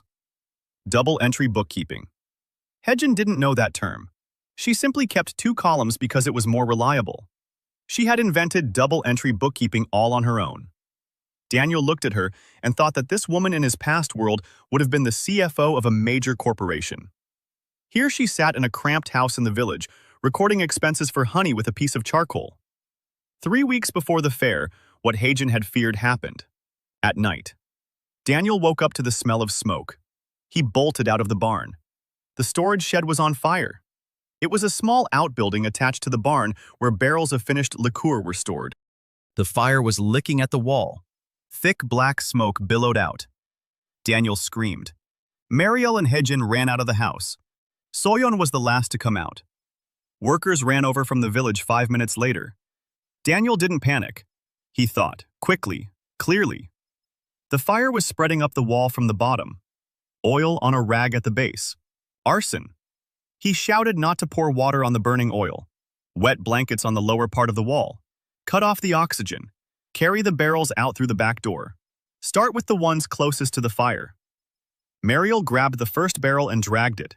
It was heavy, 20 liters. She dragged it along, coughing from the smoke. Soyeon rushed to her aid. Together, they carried the barrel out into the courtyard. Then the second one, the third. Haejin directed the workers. They threw wet blankets over the wall. The fire hissed and spat steam. Half an hour later, the fire was extinguished. The wall was charred. 2 barrels were lost. The rest were saved. Daniel stood in front of the blackened wall and looked at the rag soaked in oil at its base. Arson. Someone had come in the night, splashed oil, set it on fire, and left. Haejin stood nearby. She didn't say, "I told you so." She said they needed security. Daniel nodded. Soyeon approached him. Quietly. He looked at her. Her hands were red, burned. She'd grabbed the hot planks while pulling out the barrels. Daniel took her by the wrists, gently.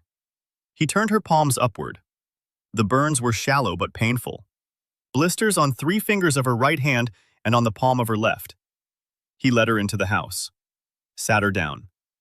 He brought water. He rinsed the burns. Then he took some calendula and honey from her own supplies. He made an ointment. He applied it to the burns. He wrapped them in a clean cloth. Soyeon sat and watched him as he bandaged her hands. Silently, intently. He worked and felt her gaze. Not gratitude, not pain. Something deeper. When he finished, she didn't pull her hands away. They lay in his palms, warm through the cloth. He looked into her eyes. Soyeon said his name, for the first time. Daniel. 1 word, quietly, almost a whisper. Then she pulled her hands away. She stood up. She walked over to her shelf of herbs. Daniel sat there watching her go. He thought about how the burns on her hands were from when she'd saved his barrels. His product. His business. She hadn't thought twice. She'd just rushed in. Because it was hers too, not just his. That morning, Daniel hired 2 men from the village to serve as night watchmen. Then he sat down and wrote a reply to Baron Haldu. Polite. Formal.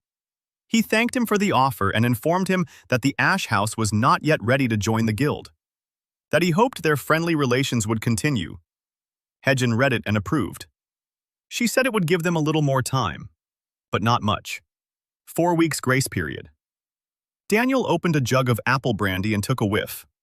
Apple, cinnamon, honey, an oak note from the charred clay, a slight tartness from barberry. Everything was just right. Everything was in balance. He poured some into a glass. The color was golden, clear. It shimmered like amber in the light. He took a sip. He closed his eyes. In his past life, this would have scored a 7 out of 10 at a factory tasting. Here, it was the best anyone had ever tasted. He was sure of it. Mariel tasted it next. She held the glass and was silent for a long time. Then she said that this wasn't just a drink, that it was a story. That in every sip there was a beginning, a middle, and an end. Apple at the beginning, cinnamon in the middle, honey at the end. And all of it held together by something invisible. The purity of the alcohol that allows each note to ring out distinctly. Daniel looked at her and thought that Mariel Vost was a natural-born sommelier. She had described the drink's organoleptic profile with words he himself would never have come up with. And she was right. The purity of the base is the foundation. Without it, all the additives drown in the noise of fusel oils. He told her that at the fair, she would use those words when speaking to customers. Mariel turned pale. She said she couldn't, that she was just a country girl, that the capital's nobles would laugh at her. Daniel said they wouldn't laugh, that they would listen, because she was telling the truth and because she understood what she was talking about.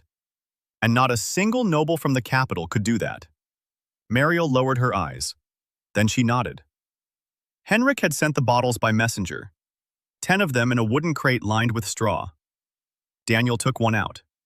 The glass wasn't perfect. There were air bubbles inside. A slight irregularity in the shape, but it was clear, and the stopper fit tightly. He poured brandy into the vials, sealed the necks with wax, applied a stamp, the letter A inside a circle. 10 bottles stood in a row on the shelf, catching the light from the window. Golden liquid in clear glass. Beautiful. Simply beautiful. Hegan looked at them and said, 20 silver pieces each. Daniel said that was madness. Hegan said she would look him in the eye and repeat it. 20. Per bottle. Because this isn't a drink. It's a luxury item. The first of its kind. The only one in the kingdom. And it's worth whatever people are willing to pay for it. And they'll pay a lot. A week until the fair. Hegan bought some fabric and hired a seamstress in Alderhall. 2 dresses. One for herself. Dark green. Sober. Businesslike. One for Mariel. A warm brown color. Simple, but well-tailored. Mariel put it on and looked at her reflection in a basin of water. She didn't recognize herself. Hagen stood behind her and adjusted her collar. Then she said to stop staring and that it was time to get ready. Soyeon stayed home. She didn't want to go. People, noise, and strangers' stares were torture to her. Daniel didn't insist. He left her in charge. She nodded and clutched the little bag of herbs at her belt. He took a sprig of dried mint out of his pocket, the one she'd given him a month ago, and showed it to her. She saw it and turned away. But he noticed her shoulders tremble. The journey to Krondal took 2 days. This time, not on foot. Daniel hired a wagon from a merchant in Alderhall. In the wagon was a crate of vials, 10 jugs of ordinary tincture for sale, and 3 people, Daniel, Mariel, and Hagen. The fair occupied Krondal's central square and 3 adjacent streets. Hundreds of tents, thousands of people, noise, the shouts of merchants, the smells of food, leather, manure, and spices. Mariel clung to Daniel's sleeve and wouldn't let go. Hagen walked ahead like a knife through butter. She found a spot. She paid for the stall. She arranged the merchandise. Jugs of liqueur on the bottom shelf. Bottles of brandy on the top. At eye level, so that the light would shine through the glass and the golden liquid would sparkle in the sun. The first hour passed quietly. People walked by. They looked. They moved on. A tent with an unknown name among dozens of tents selling wine and beer. Nothing special. Then a merchant stopped. Not young. Fat. with a piercing gaze. He looked at the bottles, asked what they were. Hagen explained. Double distilled apple brandy, House of Ash, Milford. The merchant grunted. He asked to try some. Daniel poured some into a small clay cup. The merchant drank it. He froze. He looked at the bottle. He looked at Daniel. He asked the price. Hagen named it, 20 silver coins. The merchant didn't haggle. He took 2. He placed 40 silver coins on the counter. He left. Mariel stood nearby, her mouth agape. 40 silver coins for 2 bottles. That was as much as her father earned in half a year. An hour later, a second customer arrived. Then a third. By noon, 4 bottles had been sold, 80 silver coins. Then a man stopped by the tent, a man whom others made way for. Tall, thin, wearing a black doublet with silver embroidery. 2 servants followed him. A distinguished face, a long nose, gray eyes, cold. He looked at the flasks, then at Daniel, then at Hagen, then back at the flasks. He asked to try some. Daniel poured. The man drank slowly, his eyes closed. He was savoring the taste. That's how people who understand what they're drinking drink. He set the cup down. He looked at Daniel and asked who had made it. Daniel said he had. The man asked where he had studied. Daniel said he was self-taught. The man smiled. He said that in 20 years at court, he had never tasted anything purer. That the aftertaste lasted longer than that of the finest southern brandy. That the cinnamon was unexpected and appropriate. That this was the work of a master, not a self-taught man. Hagen leaned forward slightly and asked quietly with whom they had the honor of speaking. The man introduced himself. Count Raymond Oster, royal cupbearer. The man who poured wine into Edward III's goblet every evening. Hagen sat up straight. Daniel understood. This was exactly the right person they had been looking for. Count Oster bought 3 vials. He paid 70 silver coins, more than they had asked for. He said he considered the difference an advance payment. He said he would bring 1 vial to the king. He added that if the king liked it, the House of Ash would receive an invitation to the court. He left. His servants carried the vials as if they were crystal eggs. Hagen turned to Daniel. Her expression hadn't changed. She said 1 word. Yes. That evening, they sat in a room at the inn and counted. All 10 vials were sold. 210 silver coins, plus the jugs of tincture, plus the orders. Hagen wrote down the numbers. Her hand didn't tremble, but the letters were larger than usual. Mariel sat on the bed and cried. Quietly. Happily. She said her father would be proud. Daniel sat down next to her and said that her father wouldn't just be proud. He would have asked for work. Mariel laughed through her tears. For the first time. Loudly. Freely. Hagen looked up from her notes and glanced at them. There was something gentle on her face. Fleeting. Instantaneous. Then she lowered her eyes and returned to the numbers. The invitation to the court arrived 3 weeks later. A royal courier in a blue uniform with a golden lion on his chest. A parchment bearing the seal of Edward III. The House of Ash was invited to an audience to discuss a potential patent for the production of spirits. Daniel read the letter and felt something hot throbbing in his chest. Not joy. Fear.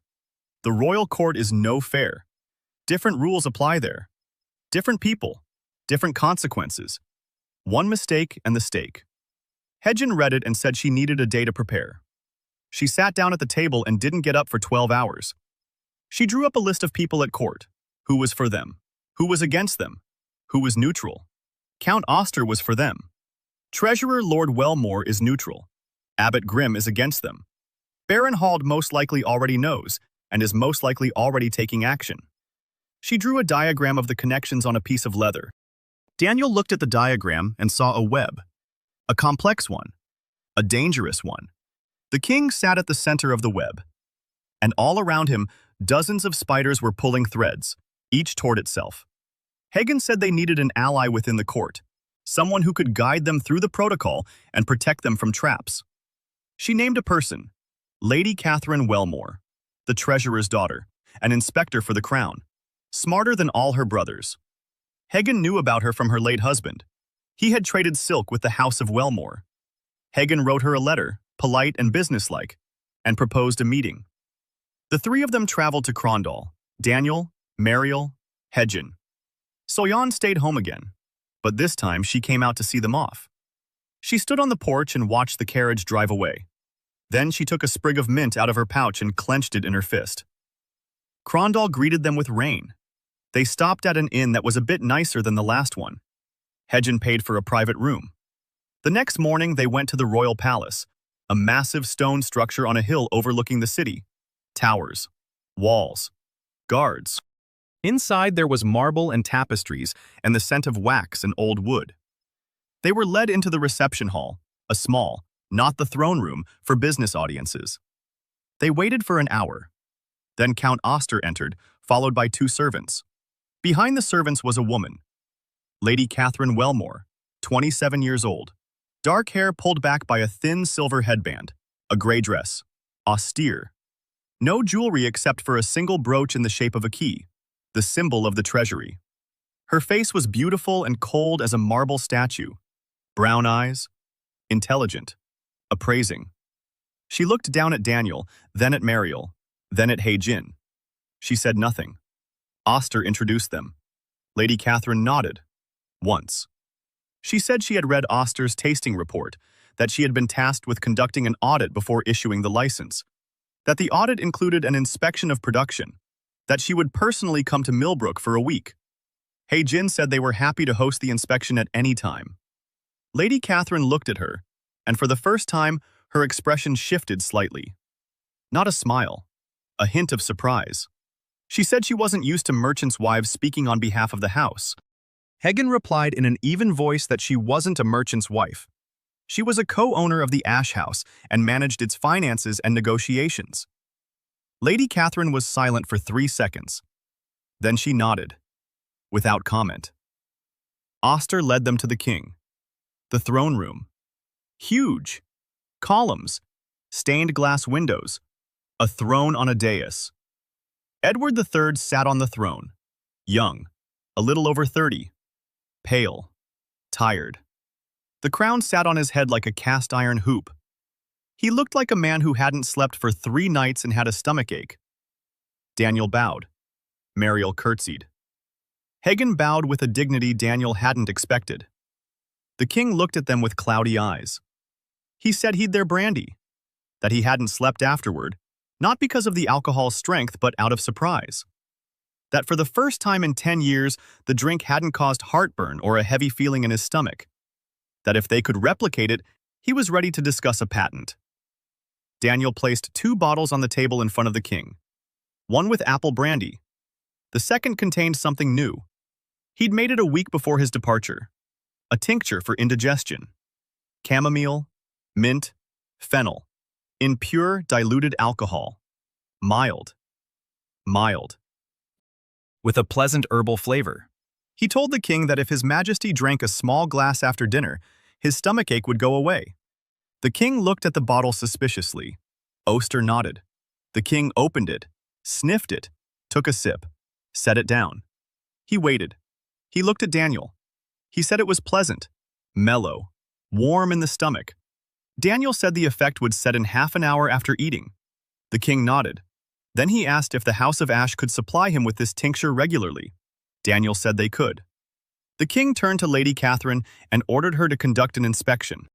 If everything was in order, she was to issue a patent.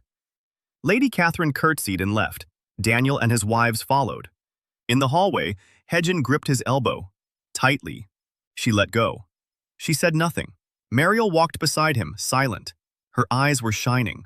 A man was waiting for them at the palace exit. He was short, wearing a black hooded robe. His face was in shadow. He stepped out of a niche by the door and stood before them. He pulled back his hood. His face was gaunt, long. His head was shaved. His eyes were gray as stone. Abbot Grimm, of the Order of St. Clement. He looked at Daniel. For a long time. Then he said he'd like to talk. In private. Hedgen stepped forward. The abbot raised his hand. He said that he would do no harm. That he only needed to ask a few questions. Daniel looked at Hedgen. He nodded. She stepped back. With visible reluctance. Daniel and Abbot Grimm moved aside. They stood in the shadow of a column. The abbot spoke softly. He asked how Daniel knew how to separate poison from pure alcohol. Daniel replied that he had learned it from books. The abbot asked which books. Daniel named a few titles that his body remembered, treatises on winemaking. The abbot shook his head. He said that not a single treatise on winemaking described fractional distillation, that this was knowledge that did not exist in this world, that 200 years ago there had been a man who knew such things. His name was Tobias. He had been burned at the stake. Daniel remained silent. His heart was pounding. The abbot looked him in the eyes and asked a question that sent a chill through Daniel's insides. He asked if Daniel remembered how he had died. Silence. The hum of voices in the square, a merchant's cry in the distance, the clatter of hooves, and silence between the two men by the column. Daniel replied that he didn't understand the question. The abbot nodded. Slowly. He said he understood, and that Daniel had time, that he would come to Melnichny Broad with Lady Catherine's inspection party, that they would talk again, and that Daniel had nothing to fear.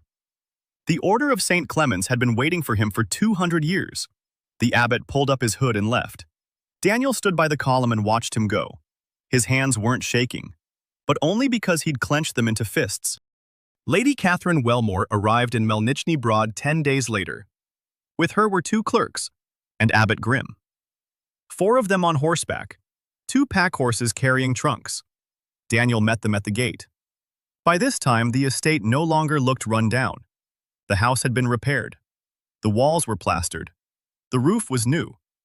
The barn had been converted into a workshop with a copper still and shelves for barrels. Next to it was a storage outbuilding, Evils, built after the fire. 5 workers stood at the entrance, silent. Mariel came out in her brown dress. Hajin wore green. Soyon stood in the doorway of the house. Lady Catherine dismounted and surveyed the courtyard. Her expression hadn't changed, but Daniel noticed how her gaze lingered on the copper still visible through the open barn door. She said the inspection would take 3 days, that she needed access to everything, to production, to the records, to the finished product, to the people. Higgins said that everything was out in the open. Everything was accessible. They weren't hiding anything. Catherine spent the first day in the workshop. She watched as Daniel conducted the distillation. She asked questions. She wrote down the answers. Her scribe scribbled away without stopping. She asked why they separated the first fraction. Daniel explained. The first drops contain a substance that causes blindness. He called it the evil spirit. Lady Catherine wrote it down. She asked how he knew. Daniel said he'd learned through trial and error, that he'd tested each fraction separately, that the first fraction kills rats within a day. The middle one is safe. The last one is bitter and spoils the taste. Catherine looked at him. She asked if he had conducted experiments on rats. Daniel nodded. It was true. He really had tested it, 3 weeks ago, for questions like these. Catherine took notes. She spent the second day with Hajin. Ledgers, income, expenses, contracts, a list of suppliers and clients. Hajin laid everything out before her. Catherine looked at the double-entry entries and remained silent for a long time. Then she asked who had come up with such a system. Hajin said she had. Catherine looked at her. Hajin looked back. 2 women, both smarter than most of the men in the room. Both knew it. Both knew that the other knew it. Catherine said that this accounting system was the most efficient she'd ever seen in the treasury. Hajin thanked her and offered her some tea. They drank tea for 2 hours. They talked about taxes, about trade duties, about pricing. Daniel came in once and left. He realized he was getting in the way. On the 3rd day, Catherine spoke with Mariel, with Soyon, with the staff, with Emily, who had come to help and stayed to explain to Catherine how the coil worked. Catherine listened to Emily, and for the first time in 3 days, something other than professional neutrality appeared on her face. Interest. Genuine interest. On the evening of the 3rd day, Catherine sat at the table in the ash house. The scribes had gone to spend the night at the village elder's house. Abbot Grimm sat in a corner, silent. Everyone was at the table. Daniel, Mariel, Soyon, Hajin.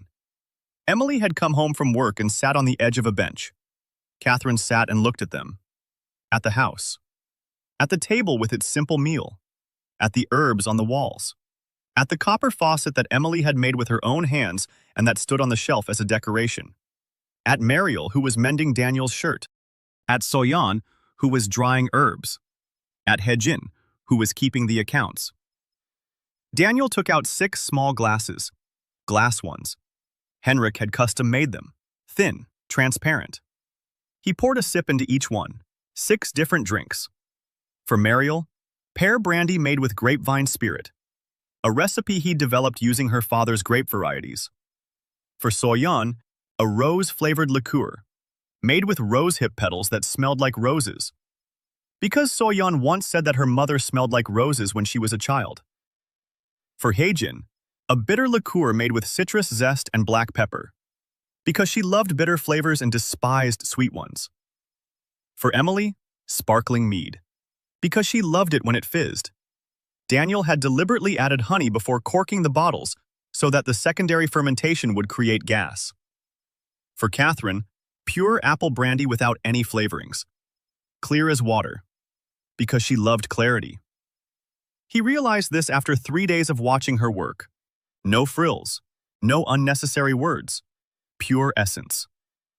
For himself, he poured some plum liqueur, the first one, the very one that started it all. All 6 of them raised their glasses. They drank. Silence. Mariel closed her eyes and smiled. The pear brandy brought back the scent of her father's cellar in a good year. Soyeon raised her glass to her nose and inhaled deeply for a long time. Then she set it down. Her eyes were wet. She didn't say anything. Hejin took a slow sip. She set her glass down. She looked at Daniel. For the first time, her lips twitched. Not a smile. Closer to a smile than anything she'd shown in all these months. Emily took a sip and laughed because the bubbles tickled her nose. Catherine set down her glass and was silent for a long time. Then she said she would write the report, that the Ash House would get the patent, and that she would stay for another week. Her voice was different, quieter, softer. She looked at Daniel and at the 5 women around him and saw something she'd never seen before. A family in which everyone was equal. A family in which the women worked, made decisions, spoke, and were listened to. A family in which the husband poured each wife a drink made especially for her, not because he had to, but because he listened. Abbot Grimm sat in the shadows and watched. When everyone had left, he approached Daniel. They stepped out onto the porch. Night, stars, frost. The abbot said he had seen enough.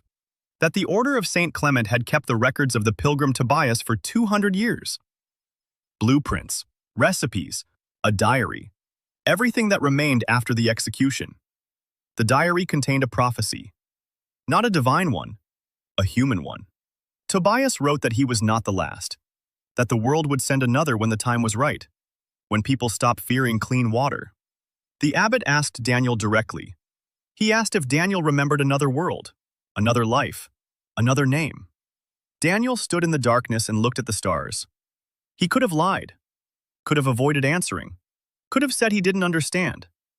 But the abbot had been waiting 200 years. His order had kept the records for 200 years. They hadn't burned Tobias. The church had burned him. The order had tried to save him. And failed. And waited. Daniel said yes. He remembered. The abbot closed his eyes. He opened them. He nodded. He said that tomorrow morning he would bring Tobias's archives. All the blueprints. All the records. Everything that had been lying in the abbey's basement for 200 years. Then he said one more thing. He said he would never again ask questions about Daniel's past. That the order would be his shield against the church. That no accusations of witchcraft would be made. That he could work openly. The abbot disappeared into the darkness. Daniel stood on the porch. The door behind him opened. Hagen. She stepped out and stood beside him. Silently. Then she said she'd heard everything. That she'd been standing behind the door. Daniel wasn't surprised.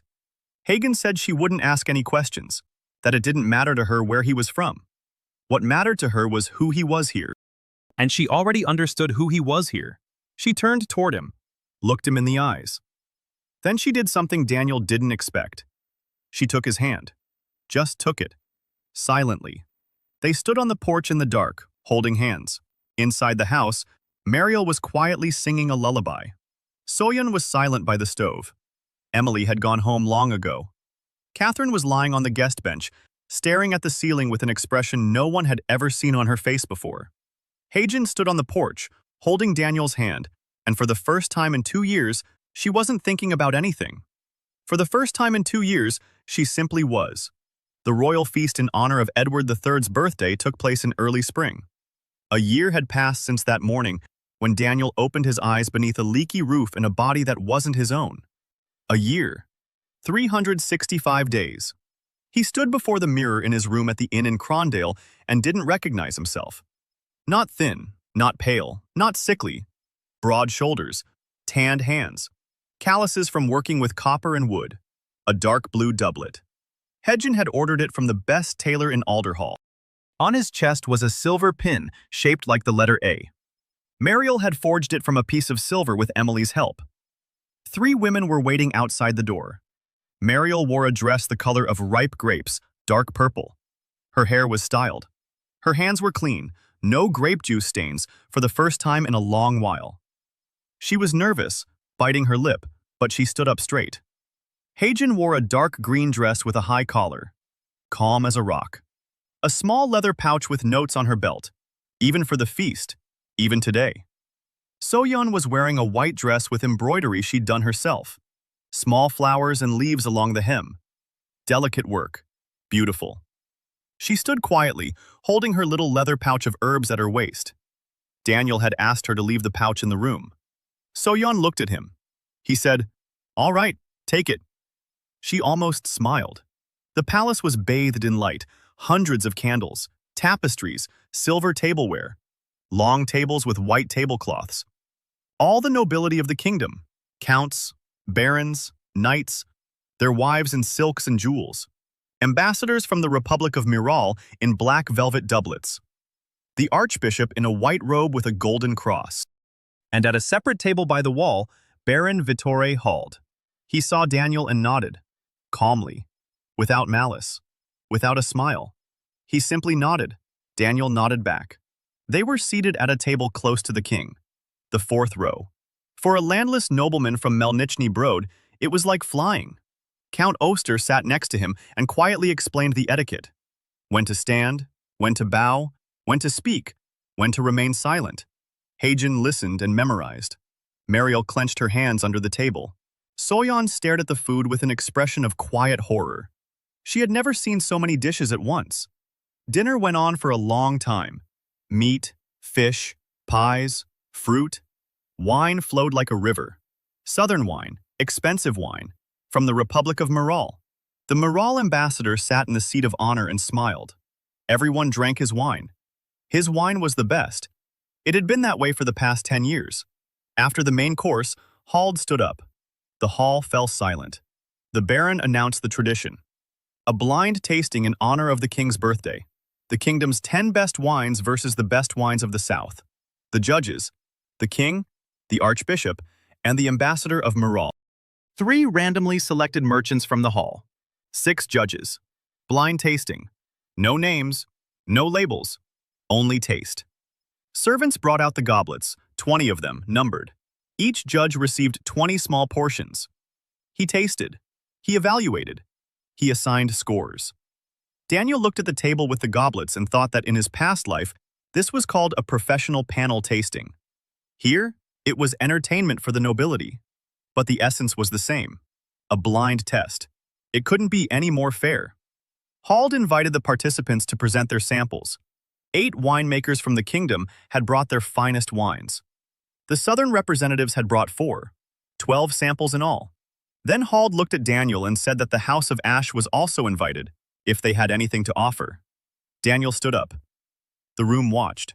He took a single bottle out of his bag. Glass, clear, golden liquid inside. A wax seal bearing the letter A. He placed the bottle on the table. Next to the clay jugs and small barrels of the other participants, the glass bottle looked like a gemstone among cobblestones. Hald looked at the bottle, then at Daniel, then back at the vial. Mariel sat in her seat, holding her breath. Hagen stared into space with a stony expression. Only her fingers beneath the table were clutching the edge of the tablecloth. Soyeon closed her eyes. The tasting began. The cups were numbered. The judges tasted them in turn, in silence. They took notes. They passed them on. Daniel watched their faces. The king drank and made notes. The archbishop drank cautiously, in small sips. The ambassador of morale tasted like a pro, quickly, precisely, without any unnecessary movements. The merchants tasted like merchants, with relish. When it was Daniel's turn, he saw the king pause. He raised the goblet to his nose, lowered it, raised it again, took a sip, set it down, wrote something long on his paper. The archbishop tasted it and leaned back in his chair. Morale's ambassador tasted it and, for the first time that evening, stopped smiling. He set the goblet down, picked it up again, took another sip. He set it down. His face was inscrutable, but Daniel saw his knuckles turn white. The tally. Hald gathered the papers. He counted for 10 minutes. The hall buzzed. Hald stood up. The hall fell silent. He read the results from the bottom up. 12th place. 11th. 10th. Local wines. Average quality. 9th. 8th. 7th. Better but not outstanding. 6th. 5th. 4th. Southern wines began to appear. 3rd place. A southern red from the province of Valdero. Ambassador Morale gave a slight nod. 2nd place. A wine from the Hald estate. A vintage from 3 years ago. The best year. Hald stood and read in an even voice. Then he fell silent. He looked at the paper. He looked at the room. 1st place. Unanimous. All 6 judges. Sample number 13. House of Ash. Mill Ford. The room was silent. Then the room buzzed with excitement. Hald stood with the paper in his hand and looked at Daniel. His face was calm, but something in his eyes had changed. He said he had tasted sample 13 himself during the scoring. He said that in 30 years of winemaking, he had never done anything like it. He slowly removed the gold chain with the guildmaster's medallion from around his neck. He placed it on the table next to the paper, and he sat down. Silence. Absolute silence. The king stood up. He took Daniel's flask from the table. He raised it above his head. The hall watched as the candlelight shone through the glass and the golden liquid glowed from within. The king declared that from now on, the House of Ash would be a purveyor to the court, that the wines and beverages of the House of Ash would receive the royal seal of quality, that the name Ash would be entered into the register of purveyors to the crown. Then he looked at Mariel. He asked who had made this wine together with Master Ash. Daniel said it was his wife, Mariel, the chief winemaker of the House of Ash. Mariel stood up. Her legs were trembling, but she stood firm. The king nodded to her. Mariel curtsied. Tears streamed down her cheeks, but she was smiling. Ambassador Morale rose silently from the table. He bowed to the king and left the hall. His footsteps echoed loudly on the marble. Southern wine had lost the royal market in a single evening. Daniel stood in the middle of the hall with Mariel beside him. She was crying and smiling. Soyan stood slightly behind them and, for the first time that evening, held Daniel's hand in public. Her fingers were warm and didn't tremble. Heijin stood to the right. Her face was stony. But her fingers on Daniel's hand trembled slightly and frequently. From the gallery above, Lady Catherine Wellmore watched the entire scene. She stood at the railing and, for the first time in her life, was smiling. Not professionally, not out of politeness, genuinely, openly, like someone who had realized the world could be different. In the shadow of a column by the far wall stood Abbot Grimm. He looked at Daniel and whispered, "So it's you after all." Then he closed his eyes and pressed his hand to his chest. A medallion hung on a cord beneath his cassock, old, worn, with an inscription engraved by Pilgrim Tobias 200 years ago. The first one came too soon. The second will come when the world is ready. The world was ready. Spring came to Millbrook 2 weeks after the feast. The snow was melting. Streams flowed through the ditches. The earth was breathing. Daniel stood on the hill behind the house and looked out at the 3 acres that had been a wasteland a year ago. Now work was underway there. 10 people were digging. Mariel was supervising the planting of the vines, the first saplings. 7 varieties her father had remembered, each treated with a solution of copper sulfate and lime, each planted in soil fertilized with ash and manure. In 3 years, there would be a vineyard here. the Ash family's first vineyard, and the first wine would bear the name Vost. Behind him stood the house, not crooked, not full of holes, a sturdy stone house with a new roof and glass windows. Next to it was the workshop, a large one, with 3 distillation units, with a fermentation room, with a herb drying room, with a soaking room. 20 workers lived in the new houses that Daniel had built nearby. He paid them fairly. He fed them. He taught them. Soyeon came out of the drying room. She was wearing a work apron. Her hair was tied back in a ponytail. A small leather pouch hung from her belt. She was directing 5 assistants who were sorting herbs and preparing extracts. She spoke in complete sentences. She had been doing so for a long time. Sometimes she even raised her voice. Her assistants obeyed instantly. She walked over to Daniel and held out a small glass vial. Inside was a clear liquid with a faint pinkish tint. Wild rose essential oil. 3 months of work. 200 petals for a single drop. She said it was for a new line of liqueurs. Daniel took the vial. He sniffed it. Rose. Pure. Warm. Alive. He said it was the best thing she'd ever made. Soyeon looked at him. She smiled. Not almost. Completely. Hyejin was sitting in her office, a real office with a desk and bookshelves.